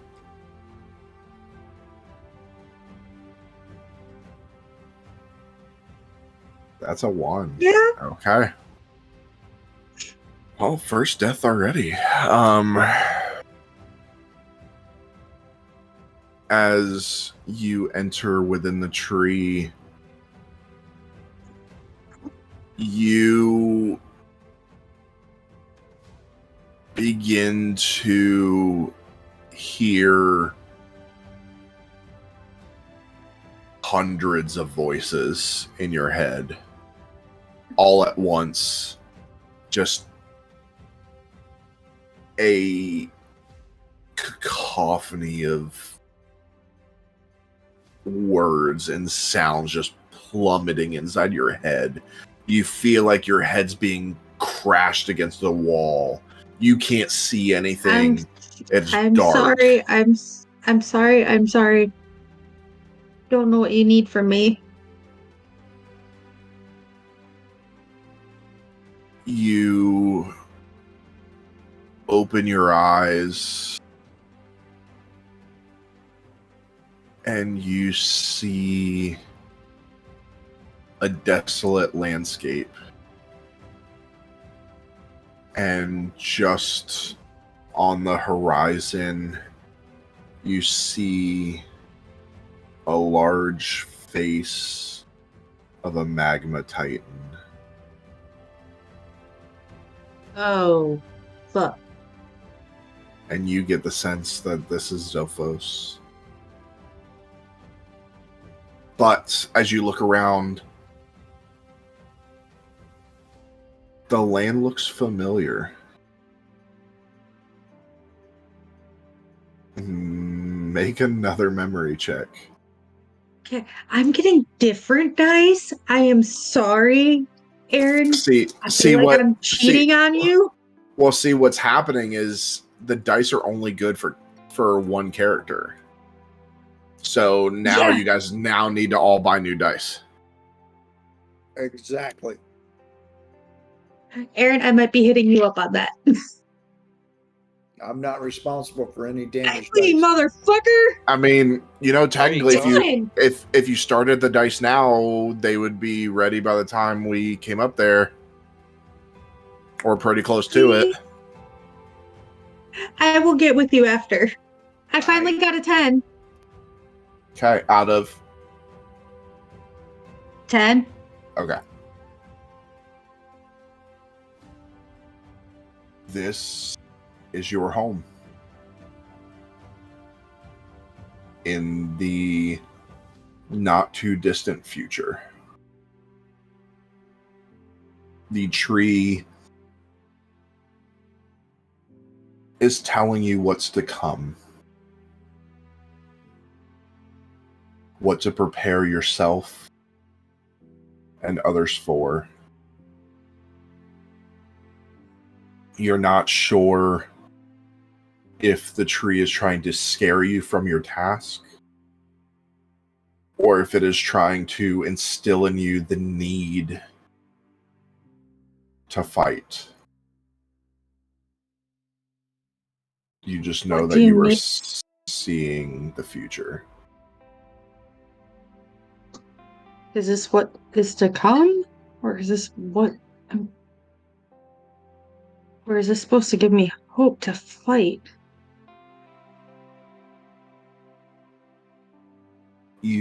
As you speak, you place your foot down and you actually step down into grass on a hill overlooking, and in your head you hear fight with all your might. This sick, whispering, twisted voice inside your head.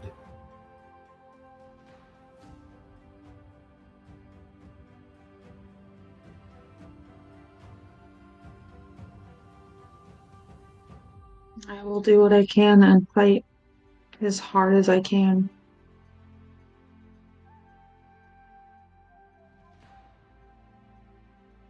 You must lead. I am not the leader. Only you can prevent forest fires. Only you had the bravery to enter me.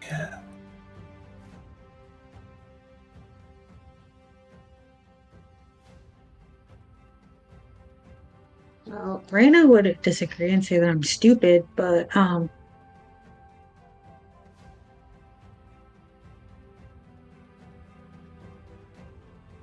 thank you. I will do what I can.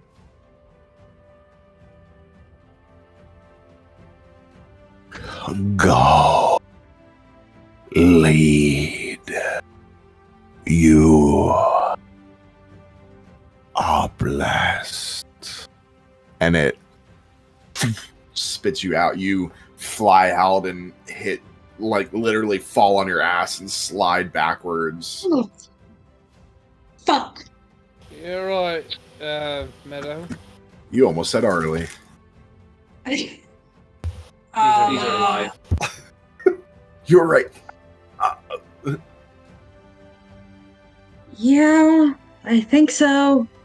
Well, at least she isn't dead. What happened? Theranos, can I get the compass? Please? Sure, I like it. It is shiny. But I hesitantly hand it to her. Thank you. Give me a tools check. Oh, shit. Okay, since those ones are giving me...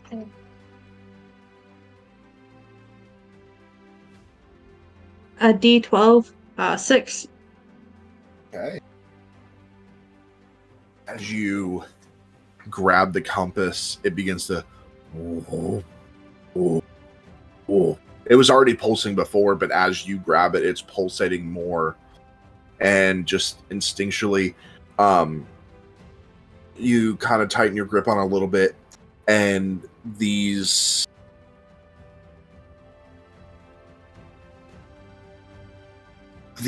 prongs almost shoot out of it into the tips of your fingers, and they grab onto your fingers, and you instinctively try and like flick this thing off, and it follows, and the compass sinks into your hand, as do the strings and the needles.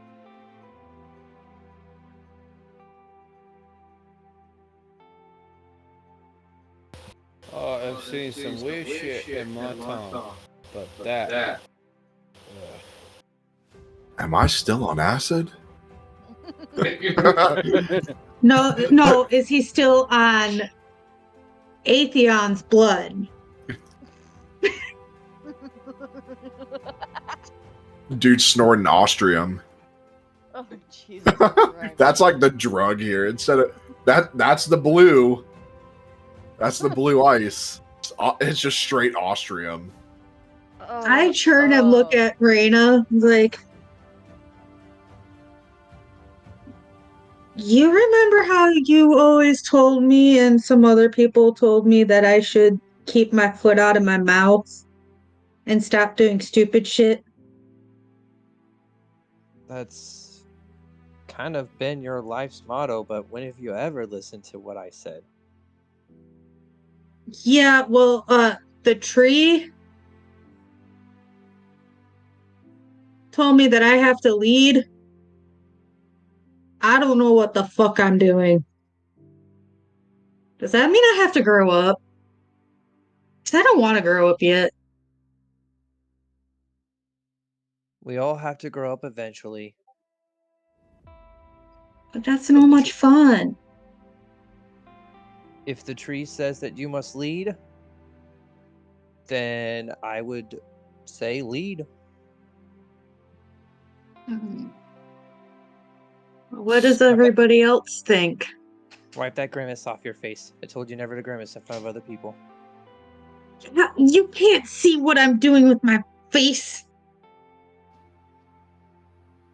Yeah, As but I I stick know. my tongue out at Raina. Pull your tongue back into your mouth. That is also rude. Do people usually listen to trees for advice? I mean, with this tree, we probably should. Then I suppose you are our leader.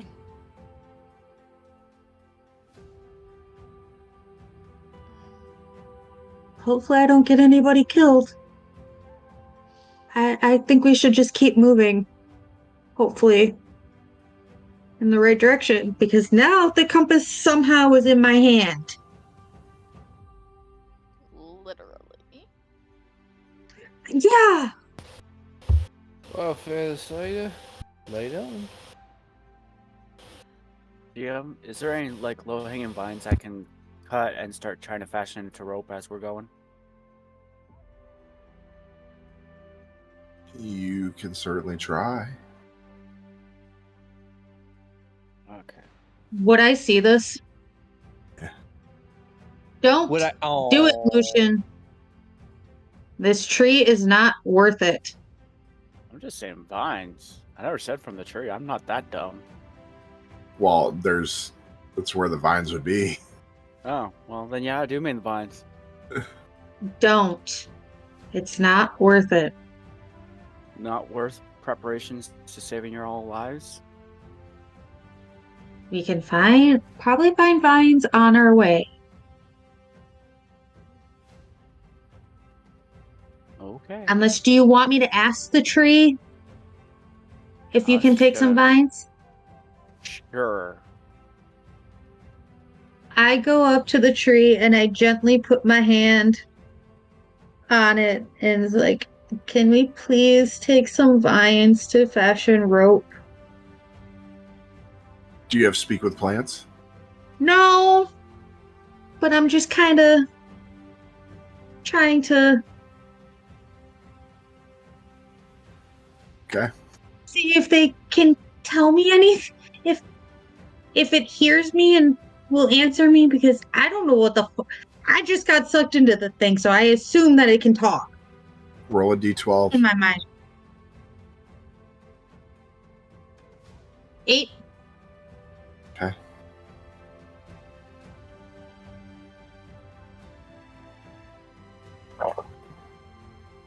Only you can take from me. Thank you. I go and pull out a dagger and gently start trimming some of the low-hanging vines. You hear the tree like whimper. I'm sorry. As I hear it, I keep saying, I'm sorry. I kind of looked at everyone else. You're hearing this, right? I'm not just me. Meadow, Talking. are you? I am watching this bug on the apologizing? ground. I'm hurting the tree. You've never apologized for like anything. This is a great improvement. I say. Fuck you, asshole. There, does that make it better? A sorry would have been better, but you know. I'm sorry. Mean it next time. Okay. Alright. Never. So you can get your vines. I Okay. put my dagger back and I hand the vines to Lucian. Here you And go. as we start moving, I'm going to start trying to fashion into rope. Okay.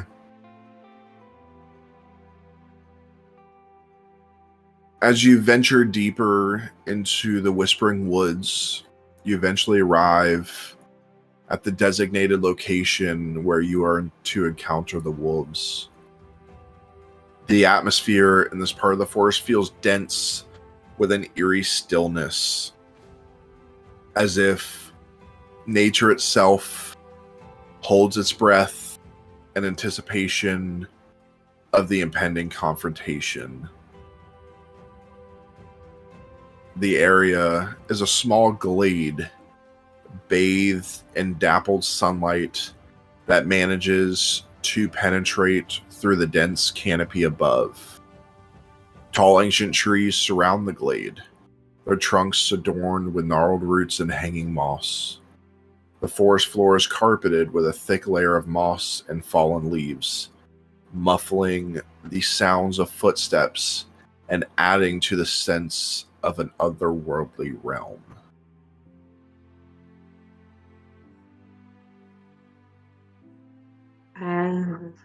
I don't like this. Little wolfies. Anybody see anything that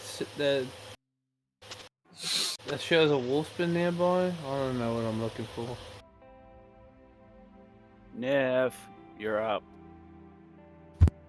As I start nodding up at it to make it start making the rope vine thing into like a net.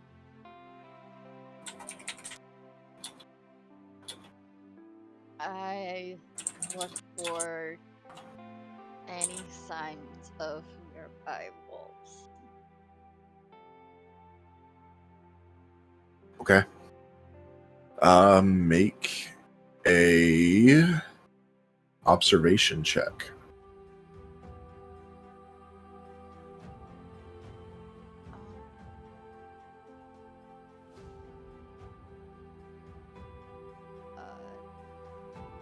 Trained as a D10, right? Yep.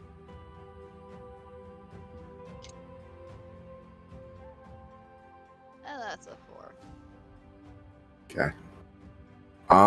You're trying to track and you can't seem to figure out where they are, but as you all step into the glade, your eyes are immediately drawn to a pack of wolves that emerges from the shadows. But these are no ordinary wolves. Their fur is as dark as midnight.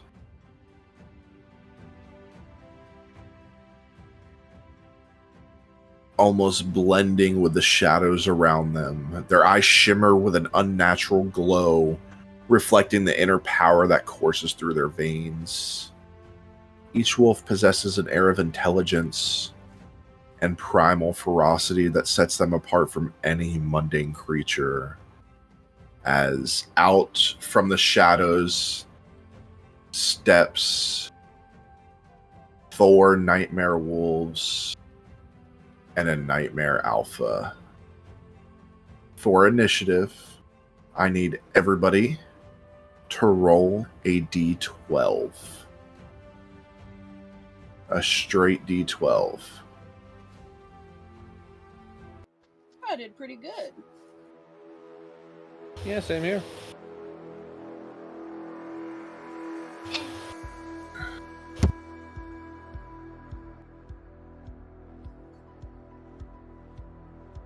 Alright, give me a second.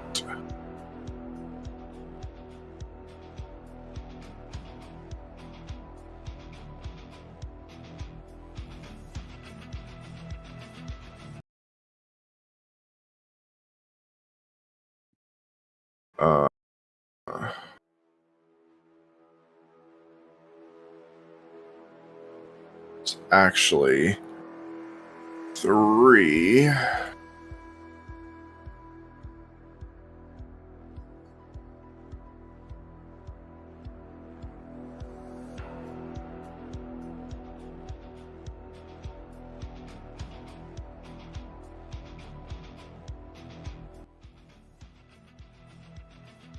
Okay.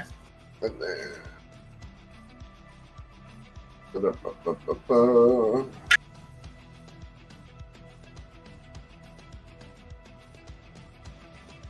Bear with me one moment.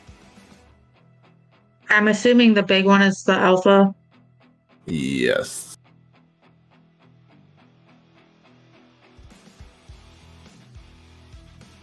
It's a big boy. He is.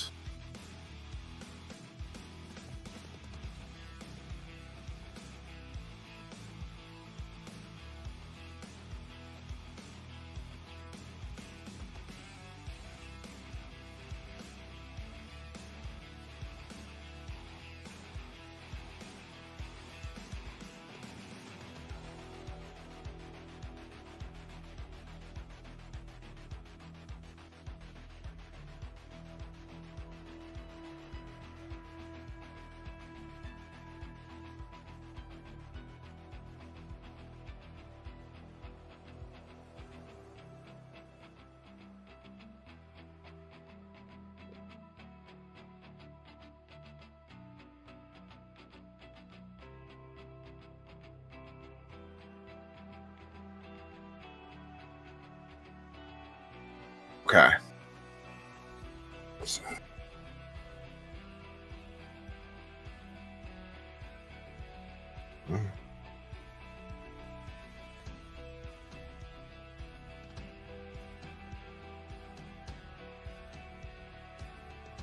Okay. So, 12 to 10. 11. 10. 10. Okay, so 11. Nightmare Wolf 2 had 12, so he goes first. Then who had 11? Me and Yola. Okay, who has a higher in physical? If she has anything in physical, she's more than me. I'm untrained. I'm untrained in this. All right. So at this point, give me rollies. Rollies! All right, which one? Straight D20s. This is the only time you get to use D20s. Rollies! Okay. You're throwing 14. her off already. 6. 14 and 6. Yep, mine was 14. Okay, Theranos goes first. Then it is Yola. You know, it's so hard to remember everybody's names now. All right, who had 10? I did. 3 10s? Just 2? Okay, so Fee and Reyna, who has higher in physical? I'm trained in physical. So am I. Rollies! Woohoo! 2 rollies!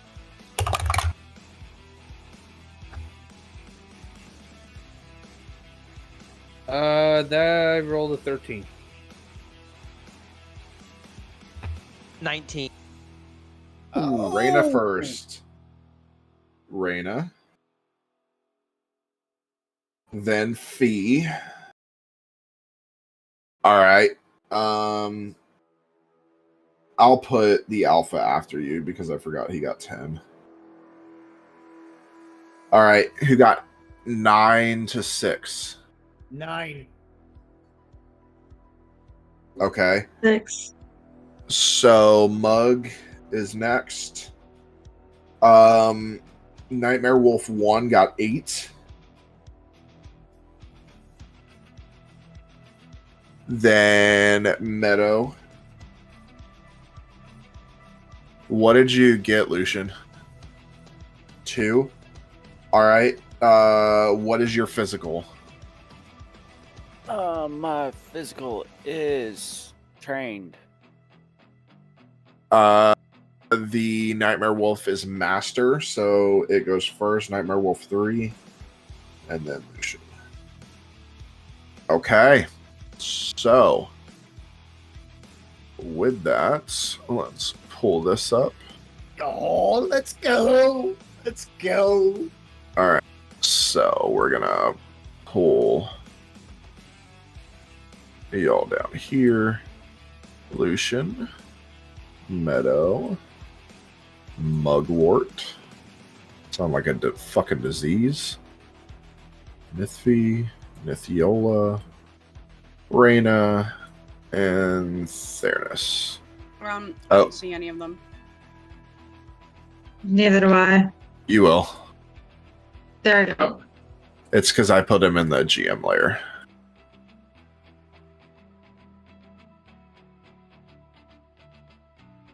Look at those new tokens. All right. So, this is 1. This is 2. This is 3. Okay. And then, obviously, Big Daddy Alpha. He's a big boy. Funny enough, I had these planned for Misery's End to fight in the Crazy Realm. But we skipped over it. Of course you did. We skipped over them. And they were like high, like AC of 20, HP of 200. Yeah. God. Yeah, they were. It was going to be a brutal fight. TPK. So, Nightmare Wolf 2. He is going to go here. 1, 2, 3. Go right here for Lucian, who is the closest. And he is going to do a multi-attack, one with his bite, one with his claws, which are both physical. So that is made a D8. Yeah, D8. This is your master.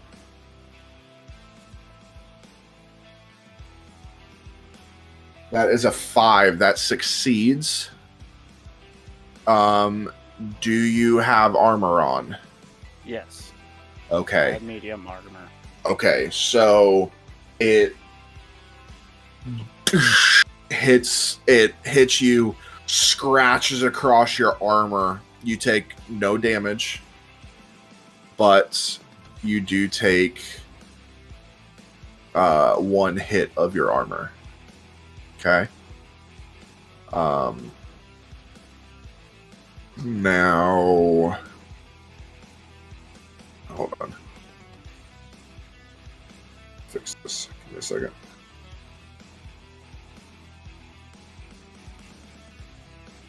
Okay. All right. He's then going to attack with his claws, which is a 6 out of 8. So that's another hit. So he's going to try and the first one he tried to bite you, it bounced off your armor. He tries to slash, that glides against your armor. So that's another point off of your armor. Mm-hmm. And that's going to end his turn. Yeah, that's going to end his turn.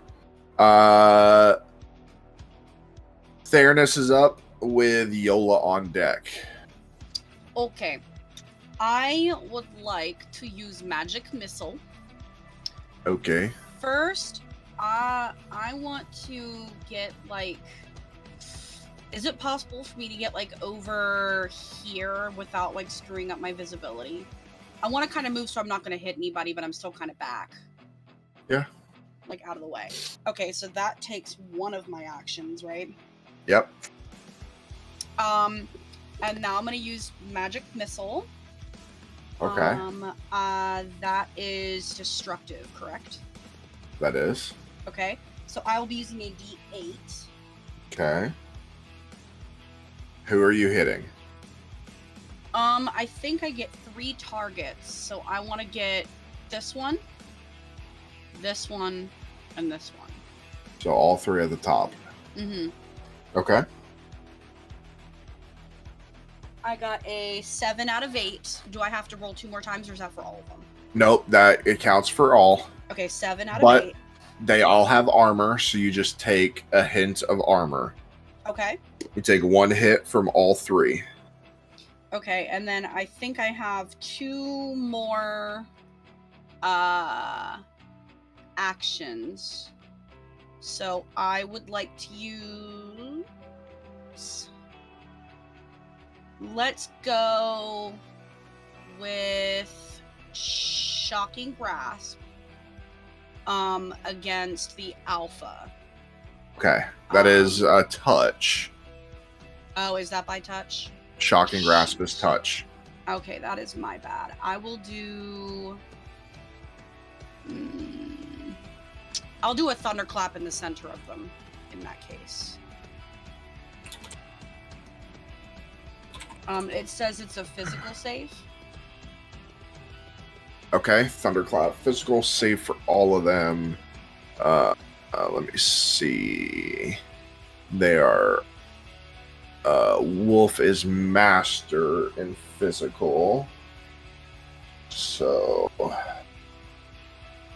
That is 8. That is a 6. That succeeds for Wolf 1. Wolf 3 is a 1. That fails. Okay. And then Alpha is legendary and physical, so that's a D4, which is a 2 that succeeds. Okay, so the one that failed, I think, is the only one that takes damage with this system. So... And he has armor still, so you just hit the armor. Okay, so I hit the armor. Yep. And then I think I have one more. So your first, you shoot at your, you grasp your head and close your eyes, and these magic missiles almost come out of nowhere, shoot, and they hit all 3 of them as they kind of yelp a little bit. And then you just clap your hands together, and this like purple mental energy comes out and sweeps across and hits one of them and kind of knocks him. And then for my last action, I want to do a firebolt at the same 3. Okay.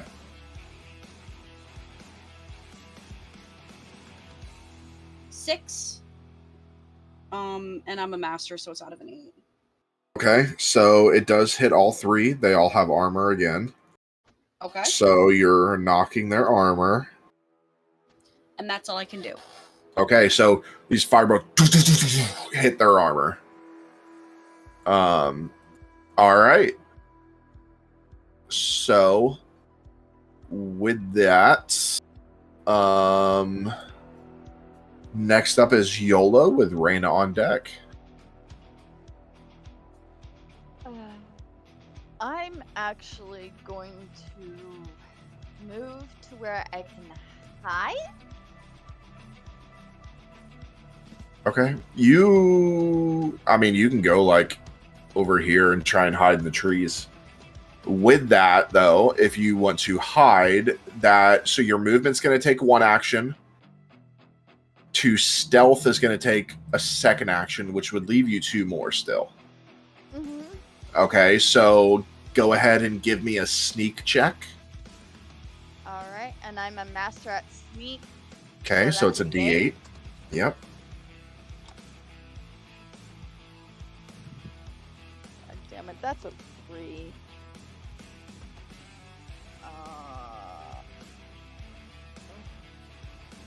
So that is a possible fail. You don't know.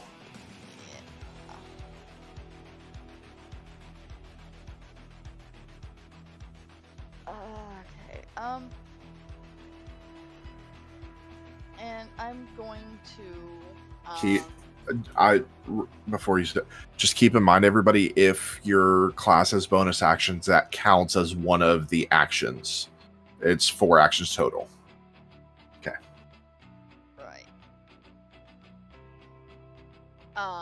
And I'm going to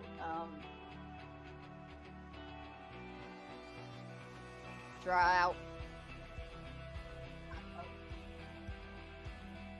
my bow and aim out the alpha. Okay. And I'm trained in archery. So All right. So trained would be a D10.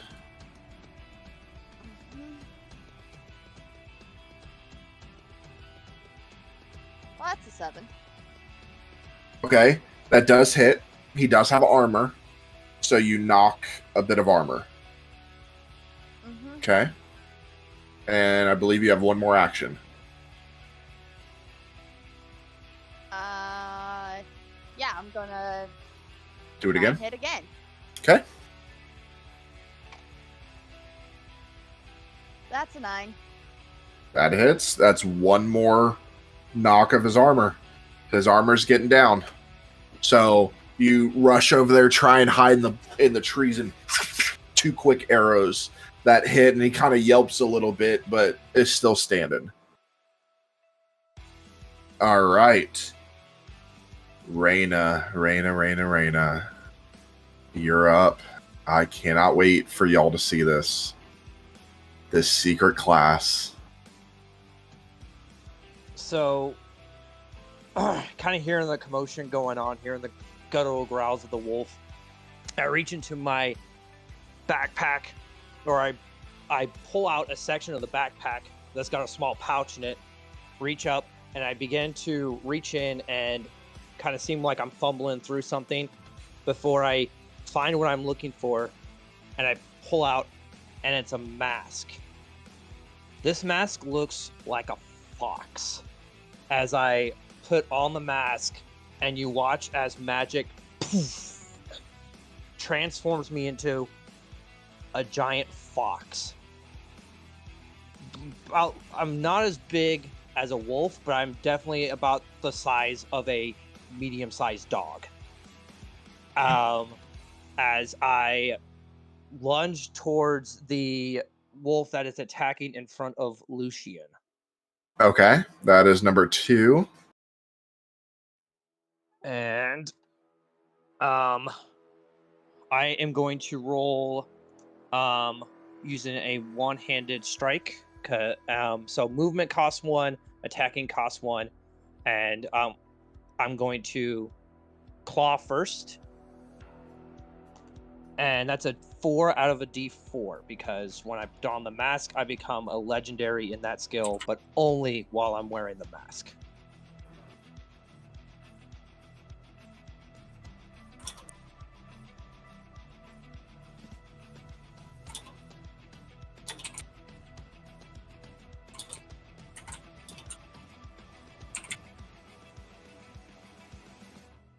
Okay.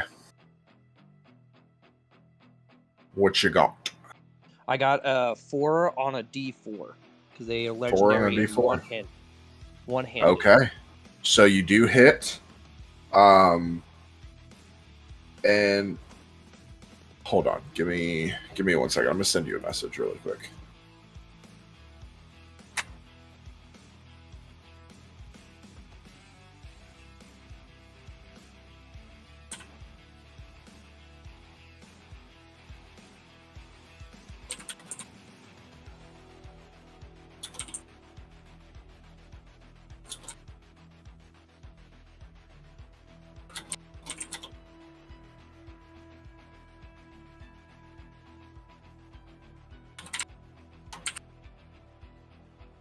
Respond to that really quick. Yes. Sorry, it's something that we're still working out. Okay. Go with the latter of the Well, two. it would be both depending on what's there. The armor's still there. Okay. So it would knock that, but if it was no armor and just health, it would do the other one. Okay. Yeah, okay. Okay.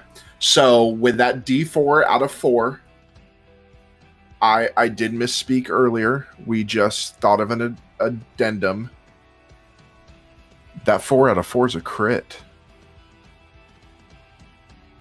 So that means instead of knocking 1 armor, you knock 2. On Wolf 2. Nice. So Nice. you reach 1 quick claw, and it kind of yelps a little bit and faces your direction.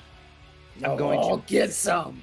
And I'm going to bend down and lunge at its throat, trying to see if I can bite down on its neck. Okay. Because I think that's my last action I can take. I think that's action 4. See. And that's a 2 out of 4. That hits, so you knock another. As you bite into the neck, it kind of yelps, but it's still standing, kind of foaming at the mouth. I just kind of give it like a kind of a higher pitched growl as I like kind of pounce down. I see you as like a large fennec fox. That's kind of what I was looking at or thinking of when I thought of this particular. You guys know what a fennec fox looks like? They're very they're cute. They have big they're ears. they're so cute. I love fennec fox. What does the fox say? Oh god. All right. Fee That ends my is turn. up. Fee is up with the alpha on deck. All right. Pull out my loot, and I'm like, all right. Whispering Forest, you ready to rock? And first action, I'm going to use Vicious Mockery on the Alpha. Okay. So that would be magical. That would fall under destruction or No, that would illusion? be illusion. Okay, it's the same thing. I just wanted to double check. So that's going to be a D10 for me. I can get the dang dice out. Raven's Nest dice. Don't wait. I got the right one. No, I had the wrong one. Come on now. Do him justice. That would be a 9. There you go. Nice. Out of. 10. Okay. Make sure you guys tell me what the Oh, what it's out of. Apologies. Okay, that does hit. How do you do your Vicious Mockery? So What do you say or what do you sing for Vicious Mockery? So, what I really would say is no. I'm not going to sing. I was waiting for that. You're a bard. Yeah, I'm not that kind of. Be a rapping You bard. keep saying You you're could be a a rock rapping bard. star. Yeah, but in this case, Yeah, but so did Mick Jagger, Yeah, and he can't Who? sing either. and the guy I'm basing Rolling this guy Stones. off- How do you not know that? I Mick Jagger is the worst. A lot of my character is based off of Lemmy Kilmister, so Who was not so really a singer. he was okay. He was more of Yeah. he was a better bass guitarist Yeah. than anything. So in this, but since it's Vicious Mockery, all that's going to happen is just basically this wolf is just going to be like, is this some kind of is this a wolf or is this some mangy little mud? And just basically this is all. It's just hearing all these insults and calling into question whether it's actually a true alpha. Okay. So remind me again what Vicious Mockery does. Okay, so according to what I'm seeing here, Mockery unleash a string of insults laced with subtle enchantments at a creature you can see within range. If the target can hear you, though not understand you, it must succeed. I'm just reading off what I remember. Yeah, so it's a saving throw. Basically, yeah, in Wisdom, originally. Okay, so it would be a memory saving throw. Memory saving throw And you're doing this at the alpha? at the alpha. Yes.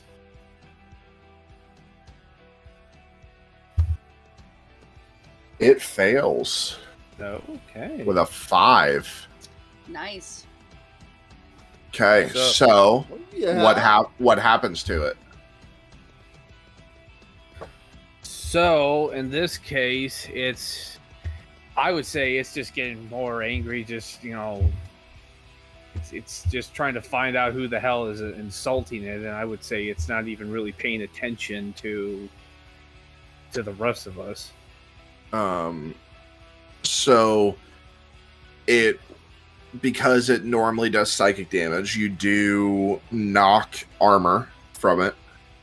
Okay. And it will have to roll 1 higher on its next attack roll There you Okay. go. because it Okay. did There you succeed. go. Okay, All right.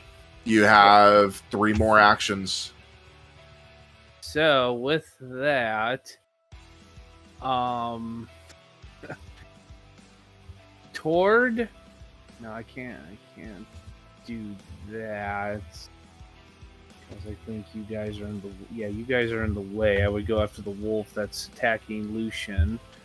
I'm going to go. Would I be able to? I should be able to go for Wolf 2, the one on the far left in the back. Wolf 2 is right here. I mean Wolf 1. Sorry, Wolf 1. Wolf 1, what's your movement?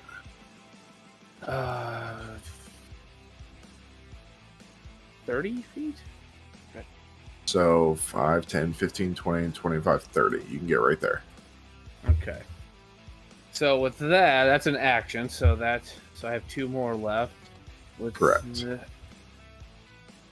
That one, I'm gonna cast blindness and deafness on it. Okay. Blindness and deafness on it. And that's magical. That would be illusionary. So That's the same D10, and that's gonna be that's another 9. On a D10. Yes, on a D10. No. So you don't cast that. It's a saving throw. Oh, it's a saving You gotta, throw? Okay. yeah, you gotta make sure that you're reading what it is, because blindness, deafness, you can blind or deafen a foe. Choose one creature that you can see within range to make a saving throw. Okay. Blindness, deafness is a saving throw, so it's a Constitution, which is a physical save. Okay. And you're doing Apologies, that everybody. Magic is still kind of new to me. on 1. So physical is a D8. And that is a crit. Absolutely nothing happens to him. That is an 8 out of 8. Damn. All right. Bollocks. Oh, See I thought we didn't that? have crits no more. That sucks.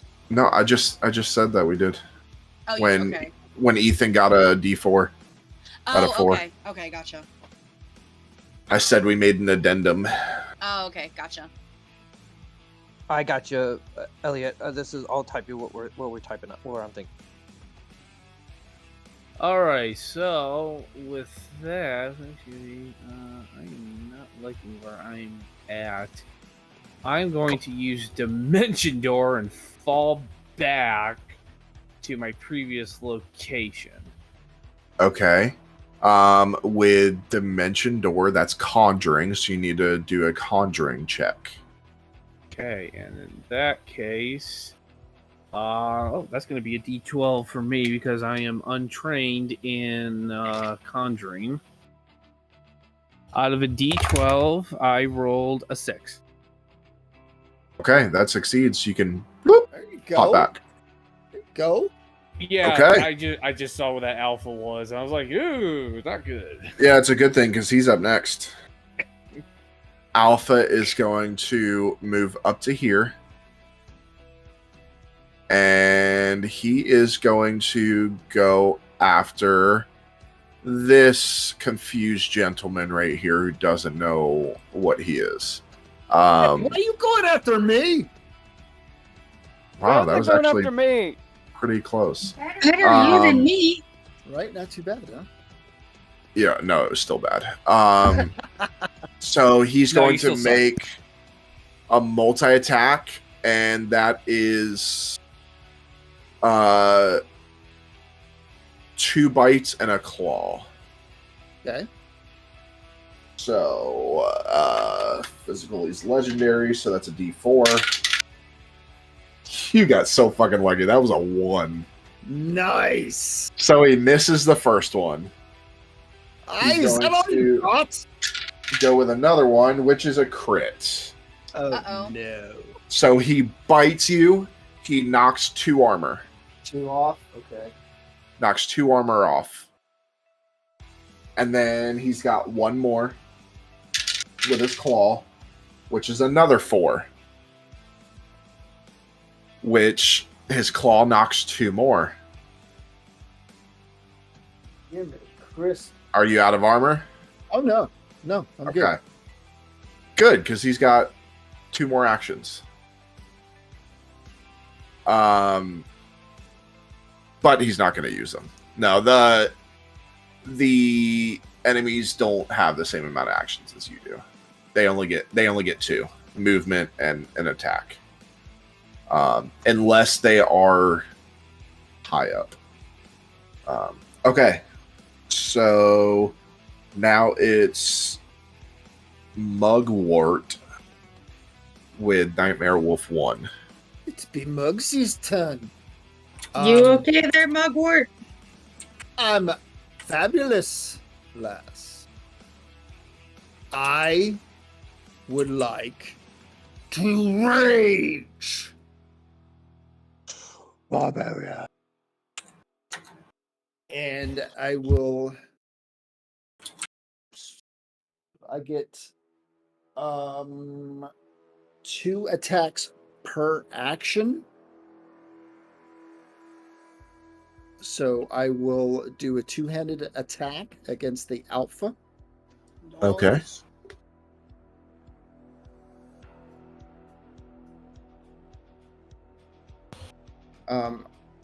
First one is a 2 on an 8.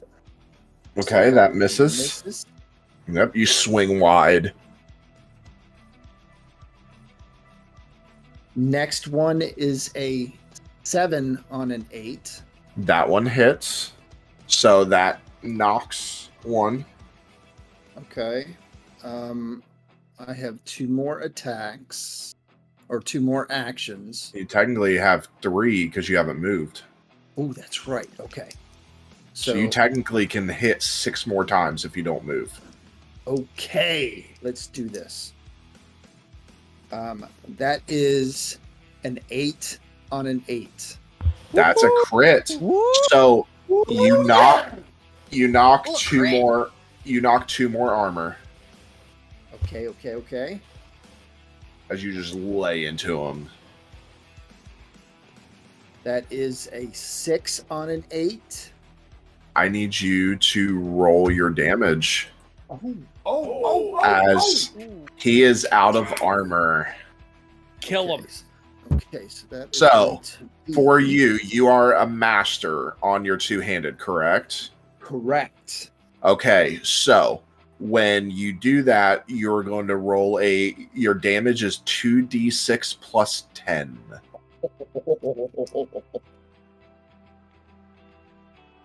That is a crit on one of them, a 6 on one. That is 17 Total? total. Okay. Okay. As you just take a huge chunk out of him. And then I think I have 2 more, right? Yeah? 2 more attacks. Okay. That is a crit. Okay. So you do because of a crit, you can do a 3d6. You add another d6. So 3d6 plus 10. 3d6 plus 10. Get him. That is 10, 20 total. Mugwort Rock Bottom. How do you want to do this? First kill of the campaign. I want to, in my enraged state, just go, "You call yourself an alpha? You're more like a puppy!" And just bring the axe down right in the middle of its head. So Action's is this So I Married an Axe Murderer?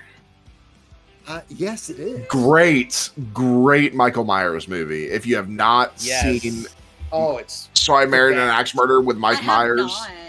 Oh That's my, good. it's old, but it's so fucking funny. Ethan, have you seen I that haven't one? seen it. We'll have to watch it. Caleb, let's.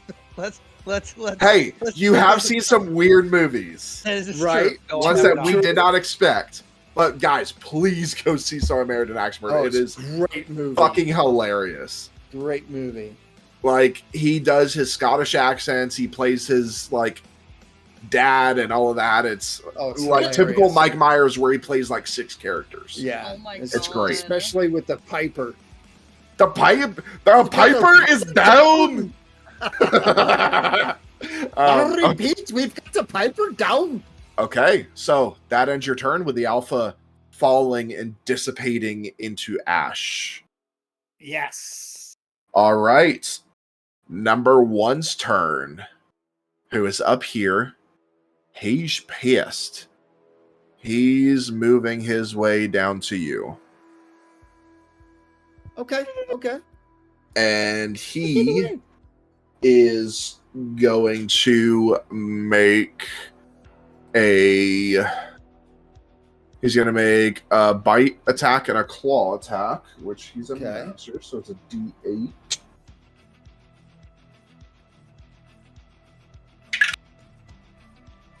That's a 6 out of 8. That hits, so that knocks an armor Okay. as he bites into your shoulder. Then the next one is a 4 out of 8, so that hits as well. Okay. Make sure that you guys tell me when your armor's knocked completely. Okay. And then we will start rolling damage. So with that claw knocks your armor as well. Also, I need to know when you're at 50% armor as well. Oh yeah, I'm at 50%.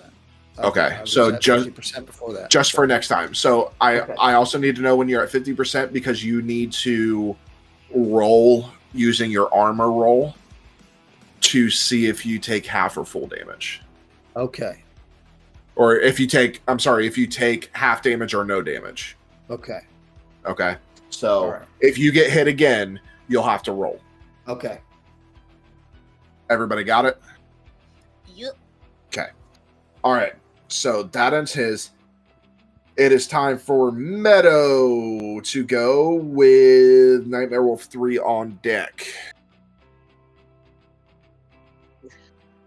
Okay, I would like to move. Let's Where I go, want- Meadow. What? I would like to move back so that I'm not rolling at disadvantage. Back the thing up. Back the thing up.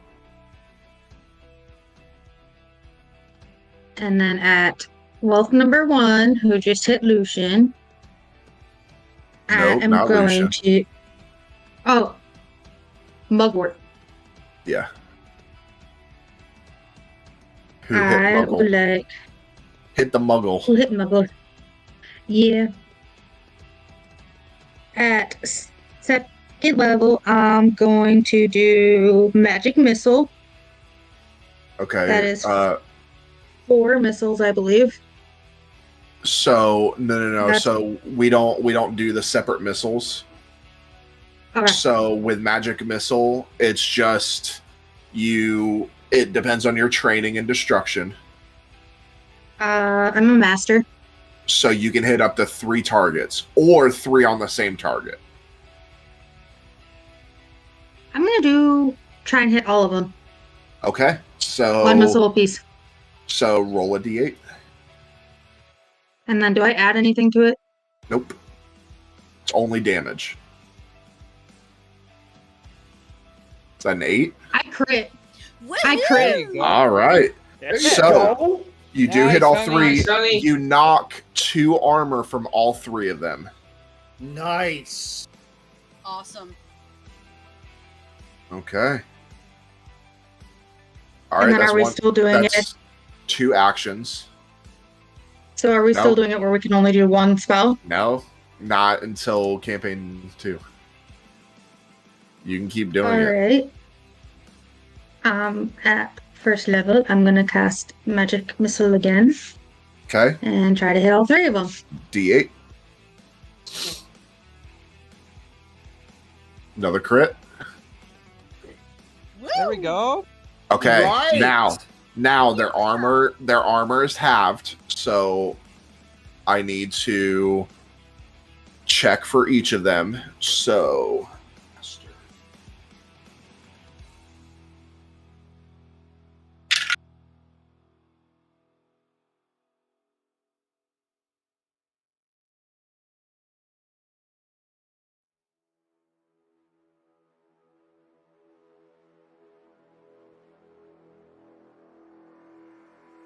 okay. So one of them you knock for 2 of them, number 2 and number 3, you knock 2 armor. But for number 1, you not only do you knock 2 armor, but you do some damage. So I need you to roll your what, master? Yes. So I need you to roll me a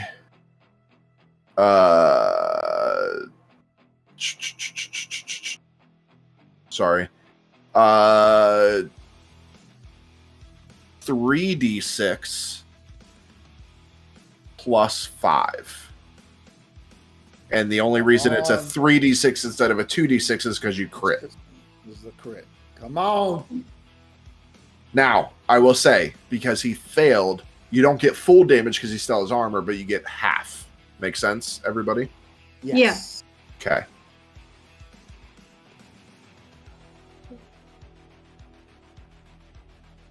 So that is 16 damage. There you go. 16? Yep. Okay, so half to 8. Okay. That's all right. That's all right. Okay, so these magic missiles just fucking flying all over the place. Nice. All right, And then, you have one more action. yep, I'm going to cast Firebolt. Okay. At all 3? Firebolt is just one. Not at I thought- Master. At Oh, Master, you pick yeah. 3 targets no matter what the spell is. Yeah, I'm going to cast Firebolt at all 3. Okay, roll your d8. Yeah, so the 6. spell doesn't matter. It's your skill level. A 6 out of All 8, 6. that succeeds. So you knock Right. armor off of all of them. Nice. Okay, firebolts hit them. They're all yelling. Do I do any damage to any of them? No. Nope, but you knock some armor. So does that Um, make them hot dogs? No. And with You know what that, it does? It still makes you bad at accents.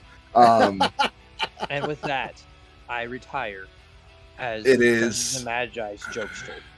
You It are is- welcome, Ethan. number 3's turn, who is going to come over here and is going to make 2 attacks against Theranos. No. Uh, Be nice, little doggy. Remember to tell me if you start to hit half Okay. of your shield. So a D8 because they are a master. That's a 7 that hits, so that's 1 armor Okay. as it bites into your ribs. Then the next one is a 6 out of 8, so that hits. That's another armor. All right, now I'm at half. I have Okay, two so out of then 4. the next attack you will have to roll against it. Okay. Okay. All right. So this time he claws against the front of your armor, and these claw marks slide across and embed into your armor. All right. Lucian, you are up with Wolf 2 on deck. Alright, so I know it's technically probably going to be considered a throwing thing, but I'm going to actually take the net that I've been making out of the vines and throw it on the Wolf 2 right in front of me. Okay, so you need to do it is a thrown weapons roll. Which I'm untrained in. So that's a Untrained, D12, Yeah. yes. D12 out of 2. So that did not work out as well as I wanted it to. Yeah, you kind of throw it way too far. Alright, I'm just going to start smacking with my hammer. Okay. Which I actually am trained in, so that is, I believe, a D10 if I remember right. If you were trained, it's a D10, yes. Okay. And you're attacking number 2, correct? Yes, number 2. Okay. 4 out of 10. That misses, so you swing wide. You have 2 more actions.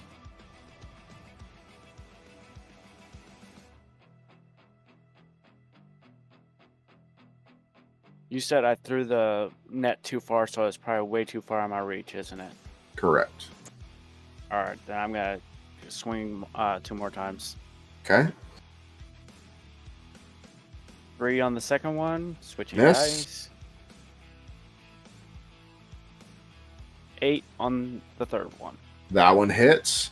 And I, sir, need you to roll your damage. You are trained, correct? Yes. On one-handed. Yes. Okay, so you would do a 1d6 plus 3. Alright. That is a 5 plus 3, so 8. 8. Okay, so you do 8 points of damage. As your last hit smacks it yelps, and it's kind of limping. All right, that ends your turn. Yep. Top of the round is him. He is going to make 2 attacks against you. Sure. First one is a 5 out of 8. That hits, so that knocks armor. That's okay. Now I'm at half now. Okay. So it bites your leg and grabs onto it. The next one is a 2 out of 8. That misses. So it goes to claw and you kind of dodge out of the way. Let go of my boot before I smack you again, pup. All right. It did not move, so it can attack again. That's a 4 out of 8. So I need you to. What are you trained in? Armor. I am trained. Trained. So I need you to roll a d10, please. That is 7. 7. So that succeeds. So you do not take any damage. You just lose armor. Okay. Okay. And then the last one is a 6 out of 8. So that hits. So I need you to do the same thing again.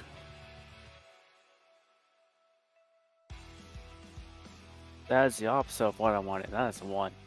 That's a 1. Oh no. So not only do you lose an armor, Oh no. it also is going to do damage, and it's a master, and it's considered a one-handed weapon. So it is 1d6. 6. So that is 8 points of damage. Okay, as it and you feel it dig into your skin. All right. That ends its turn. Theranos is up with Yola on deck.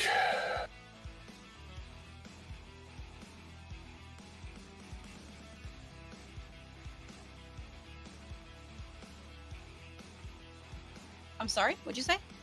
You're up. Oh, I thought it was Wolf 2 first. It just went. Well, Oh, it already went. Okay, sorry about that. That was fast. I am going to use Shocking Grasp. It says it's a memory save. Okay.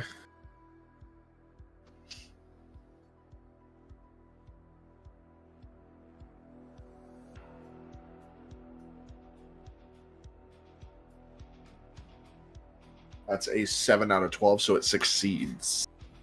Okay. I don't know if it does anything then. So if the spell says succeeds, takes half damage, it would just take a point from its armor.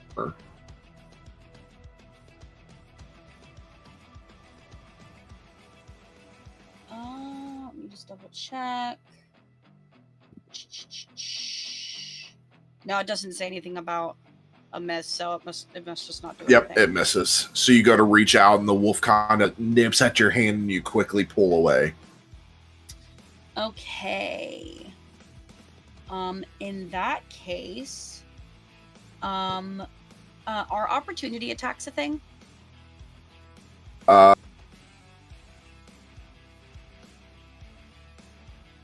Yes. Yeah, because reactions exist. I will say that Okay. reactions do exist separate from your 4 actions. Okay. So I want to. Can I don't know if disengage is a thing that I can do here as one of my actions. If you are a rogue. Okay, no. Okay, so I'm not a rogue, so no. In that case, I'll just do let me figure out what I mean, you can what's that? disengage. It just gets an attack of opportunity either way. Okay, so what I'm going to do then is I'm going to use mage armor to give me 4 more armor. Okay.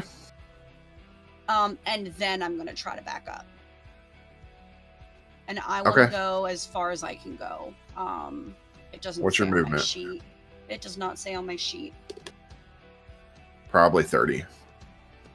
Yeah, probably 30. So I'll just back up the whole 30. Okay. It's going to take an attack of opportunity, which is a 5 out of 8, which hits, so it knocks Okay. 1 armor. All right. Okay. All right, that ends your turn. Yep. Yola's up with Reyna on deck. Alright. I'm gonna attack Wolf Wolf number 2. Okay.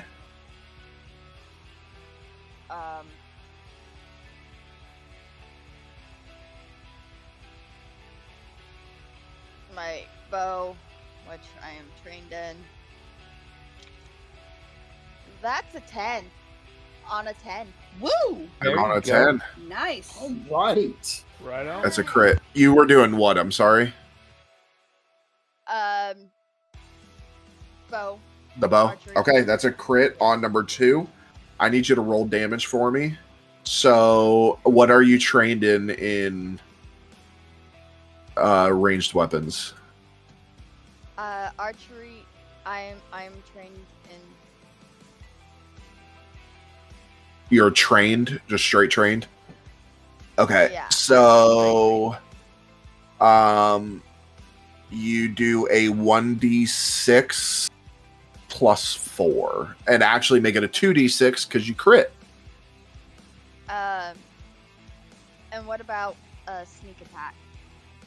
That Or how would that's sneak attack? that's not a No. thing here. Yeah, Okay. So Yeah. 2d6 plus plus 4. 4. You know, unfortunately, the time you make a rogue, it doesn't matter. Right. So rude. That's 6 on. Wait, that's here. You should be doing 2d6 plus 4. Yeah. Okay. So, give me a moment. Where's my?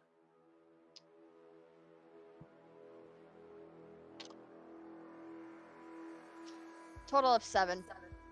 7 total. Okay. So you take a nice big shot. It hits it in the head, but it's still standing. Alright. I'm going to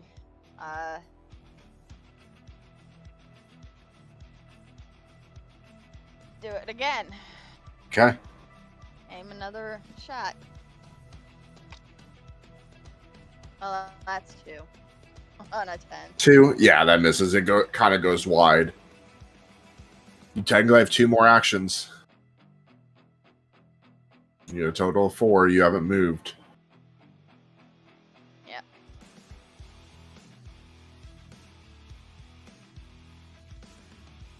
I'm gonna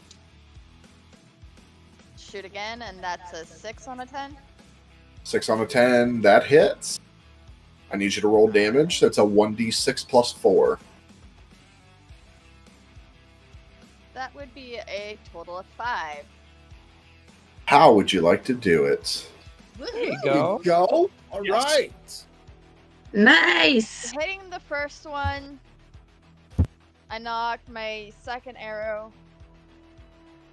Go a little bit wide because it jerked. Take a deep breath. Knock the third arrow. Line it up. And right through the eye. All right, and it crumbles into dust. I look over to Neth and say, "Oh, this one go." All Good right. girl. Reyna, you're up with B on deck. Okay, I seen the wolf go down. I'm gonna pivot around and see that wolf that's coming up on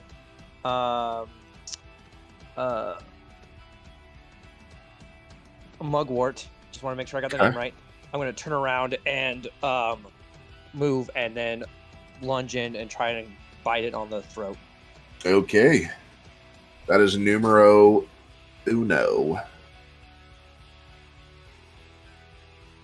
That's a 3 on a 4. That definitely hits. That takes 1 armor.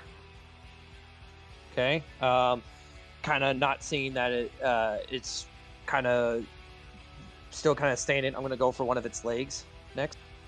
Okay. Oof, that's a 1. That fails. You try and go for the legs, and it kicks you out of the way. And then one last ditch effort because I get one last one. I'm going to lunge straight for its face. Okay. Right him in the face. That's a 2. That hits. I need you to roll damage, please. Come on. I look at the wolf and I'm like, I'm the only one that can hit her.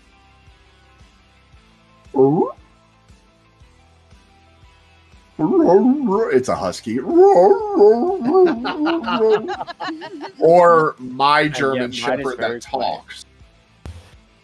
Yeah. My husky's my- quiet. My German Shepherd talks. That She hits does for Senji. Yes, he does. 16 She was points trained by of pugs. damage. How would you like to do this? There we go. Woohoo! Pam got it down to 2 points of health Awesome. with that. With what she did. Frustrated that it kicked me, I'm going to just bite, or when I bite down, I'm going to pivot my body so you just hear a loud and you just hear the neck snap as I just kind of and just land kind of like almost like an acrobatic front flip style on all fours right next to it before it hits the ground. And it fades Show into off. ash. And All that right. ends my turn. Fee, you are up with the muggle on deck. All right, so I am going to use my one action to move 30 feet so that I'm within line of sight and range of the last wolf. Then I'm going to let's see if this works. Bear in mind with me, everybody, magic. Like I said before, magic characters are new to me. So You're a muggle. We got 2 of them now. You're a muggle. I'm gonna try and use command on the wolf. Okay. So what is that? Is that It should be a saving throw. okay? It should be a Wisdom memory? yeah, it's a memory saving throw. And it crits. Nothing happened to it. Abso-fucking-lutely nothing. Oh no. Bollocks. It Alright. then commands you.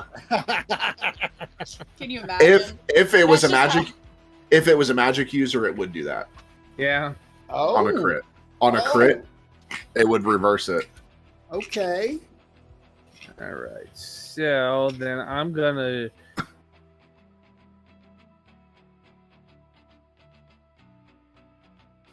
No, I'm gonna try. I'm gonna try Tasha's hideous laughter on it. Another Okay, memory. Another memory save. Cocked. That is a 7 out of 12. That saves. Okay. I'm rolling real good tonight. Can you Hey. stop? No. Hey Caleb, you should roll a d12. You should roll your saving throws with your grog dice. If I you're not- am. I am rolling them with grog dice. I've been using grog dice this whole time. Just not the Okay. D20.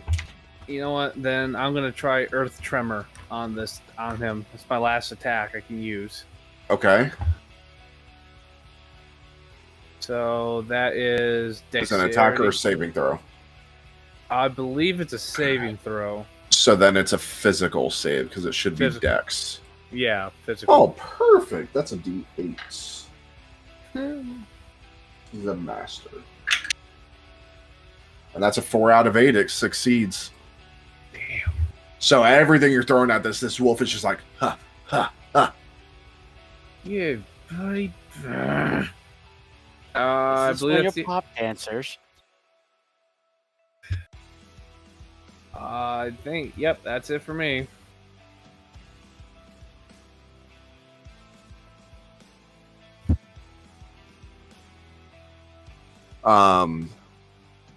So would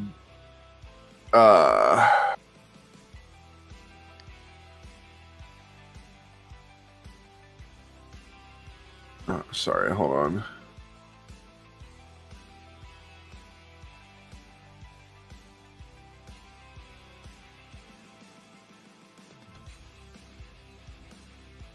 All right.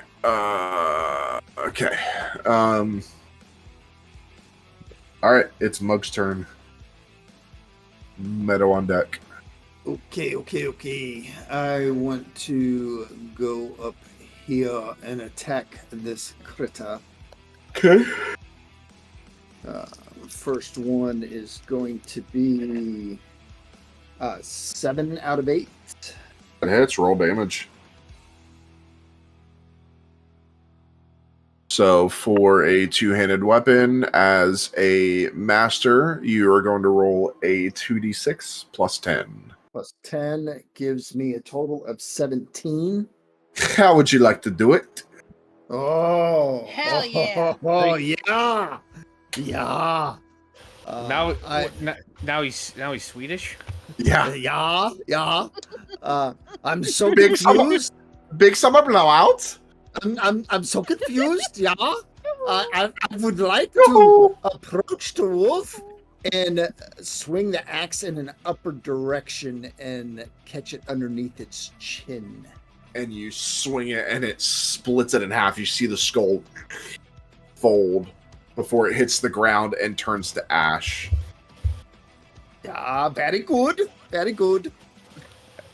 I pull out a cigarette, just kind of light it. And, nice one, Mug. Nice indeed. All right. So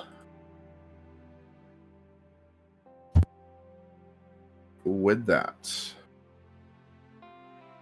as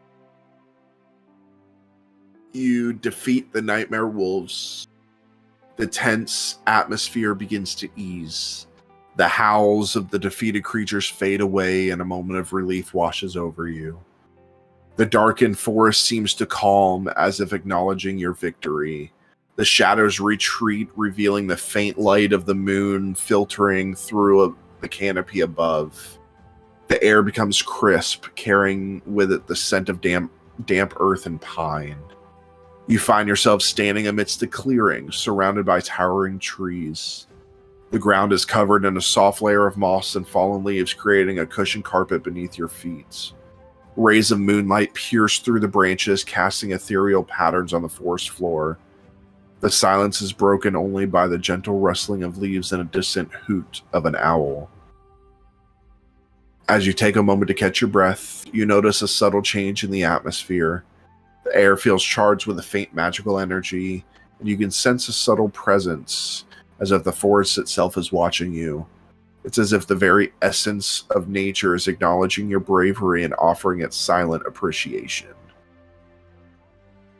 After your hard-fought victory against the Nightmare Wolves, you make your way back through the Whispering Woods, guided by the fading moonlights. The eerie stillness of the forest gradually gives way to the distant sound of civilization as you approach the outskirts of the town. As you enter the town, familiar sights and sounds greet you. The soft glow of lanterns illuminates the cobblestone streets, casting long shadows against the walls of the buildings. The townsfolk, going about their daily lives, pause momentarily to glance at you with a mix of curiosity and relief. Making your way towards the town center, you head towards the mayor's residence, where she awaits. The residence stands as an imposing structure, its facade weathered by time and adorned with symbols of strength and resilience. Upon reaching her residence, you are greeted by the guards stationed outside. who recognize you as the group that accepted the challenge. And with a nod of recognition, the guards step aside, allowing you to enter. Inside, she awaits in a spacious chamber filled with maps, documents, and a large wooden table. Her eyes reflect a mixture of anticipation and concern as she addresses you. Welcome back, brave adventurers. I trust your journey was eventful. Please share with us what you have discovered. I point We at killed the Meadow, wolves. and we this killed the one wolves. went inside the vape tree. Yeah, we're not going to talk about that. I just We did. killed the wolf. Oh, but Shut up. we must. You went inside of a tree. Well, I would I not have don't said wanna talk anything about if it. you told me ahead of time. Fairness, you're making it worse. Shut up. I'm not good at shutting up. Do you have something to hide? No. But we killed the wolves. And the Whispering Forest does not feel all doom and gloomy anymore. So, And you went inside of a tree. Yes, The but we're not tree- talking about that. The Tree of Whisperers has deemed that Meadow, it needed to communicate the necessary evil and how to properly vanquish it in the forest. But the only way for that to happen would be for her to directly communicate with it. And outside of the tree, it was not going to happen. There was too many distractions around.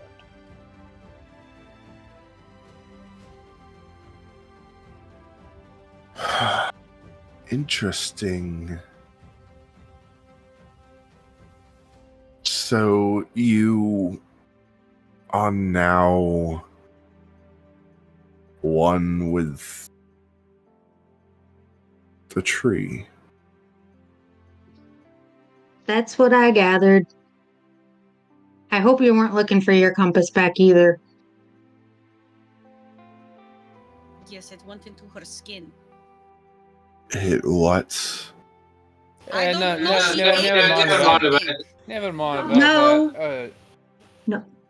Fairness gave it to me after I got out of the tree, and the compass kind of attached itself to my hand and then sunk in. Well, the tree says you are the leader, so the leader should have the compass. Let me see. I hold out my hand and it's like, And she brushes. You feel the lights, this almost tickling like sensation as she runs her fingers along your hand and along your fingers. And she looks up at you and she's looking deeply into your eyes. She's got these like icy blue eyes that almost peer into your soul. And we didn't discuss this before, but she is human. And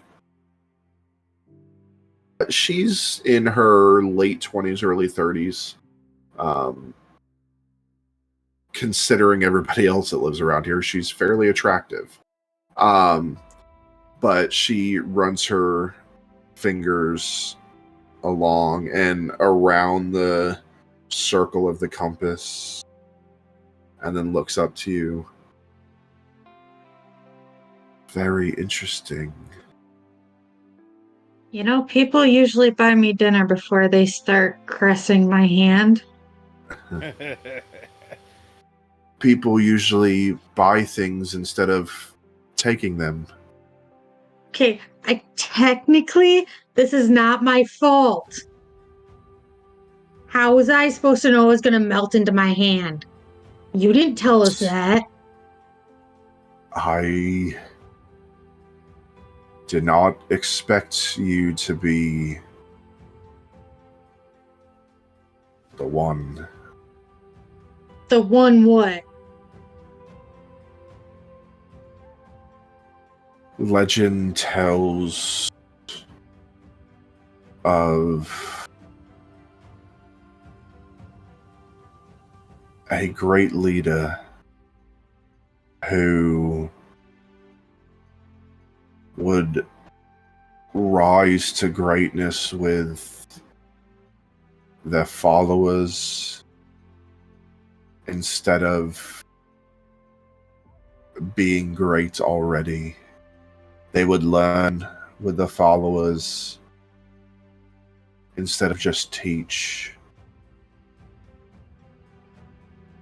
They would guide the way to safety, security, and hope.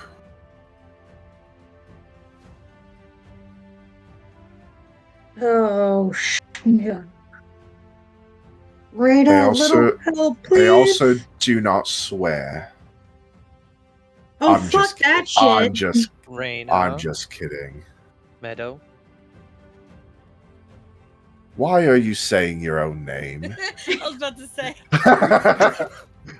I know you're blind, but even you can see when it's you. Oh. And I grab my head. Sorry, it's been a long trip. And kind of a long day. I apologize for interrupting. I feel like Raina's blinking. Raina's blinking from Robin Hood Men in Tights. Hey, blinking! Hey, What if I don't think I'm this person? I don't get that right. I can barely take care of myself.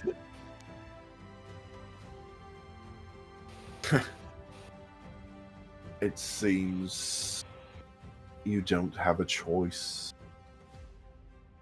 The compass and the tree, they see who you truly are. So, looks around to all of you.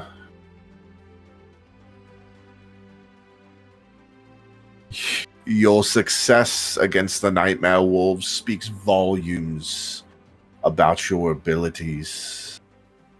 You have proven yourselves worthy of the task at hand. The challenges we face are great, but with your strength and the guidance of the ancient tree, we may yet stand. She offers her gratitude, assuring you that your efforts will not go unnoticed. You spend the next few hours discussing the next steps, outlining a plan to mobilize the town's resources, prepare for the impending confrontation with the looming threat of Zophos in the near distant future. As you leave the mayor's residence, the town begins to buzz with renewed energy. The news of your triumph spreads like wildfire, igniting a spark of hope within the hearts of the townsfolk. You are greeted with nods of appreciation, pats on the back, and words of encouragement from grateful residents. Your return marks a turning point for the town as you become the new beacons of hope in the face of darkness. Your role as ordinary townsfolk has evolved into something far greater, an embodiment of resilience, determination, and the unwavering spirit to protect your home. With the support of the town behind you, you embark on your next phase of preparation, united in your resolve to confront the looming threat that lurks on the horizon. The path ahead is treacherous, but with your newfound strength and the camaraderie forged through shared hardship, you stand ready to face whatever challenges come your way. And that, my friends, is where we end tonight. I want to thank everybody for joining us on this new adventure. And once again, happy Father's Day Yes. to all the fish daddies out there. Fish Daddy's your- retired. Get your fish daddy shirts at deals-and-haggles.printify.me. But yeah, we want to thank everybody for watching, and please join us next week as we roll the damn dice. Good night, everybody. Good night. Bye.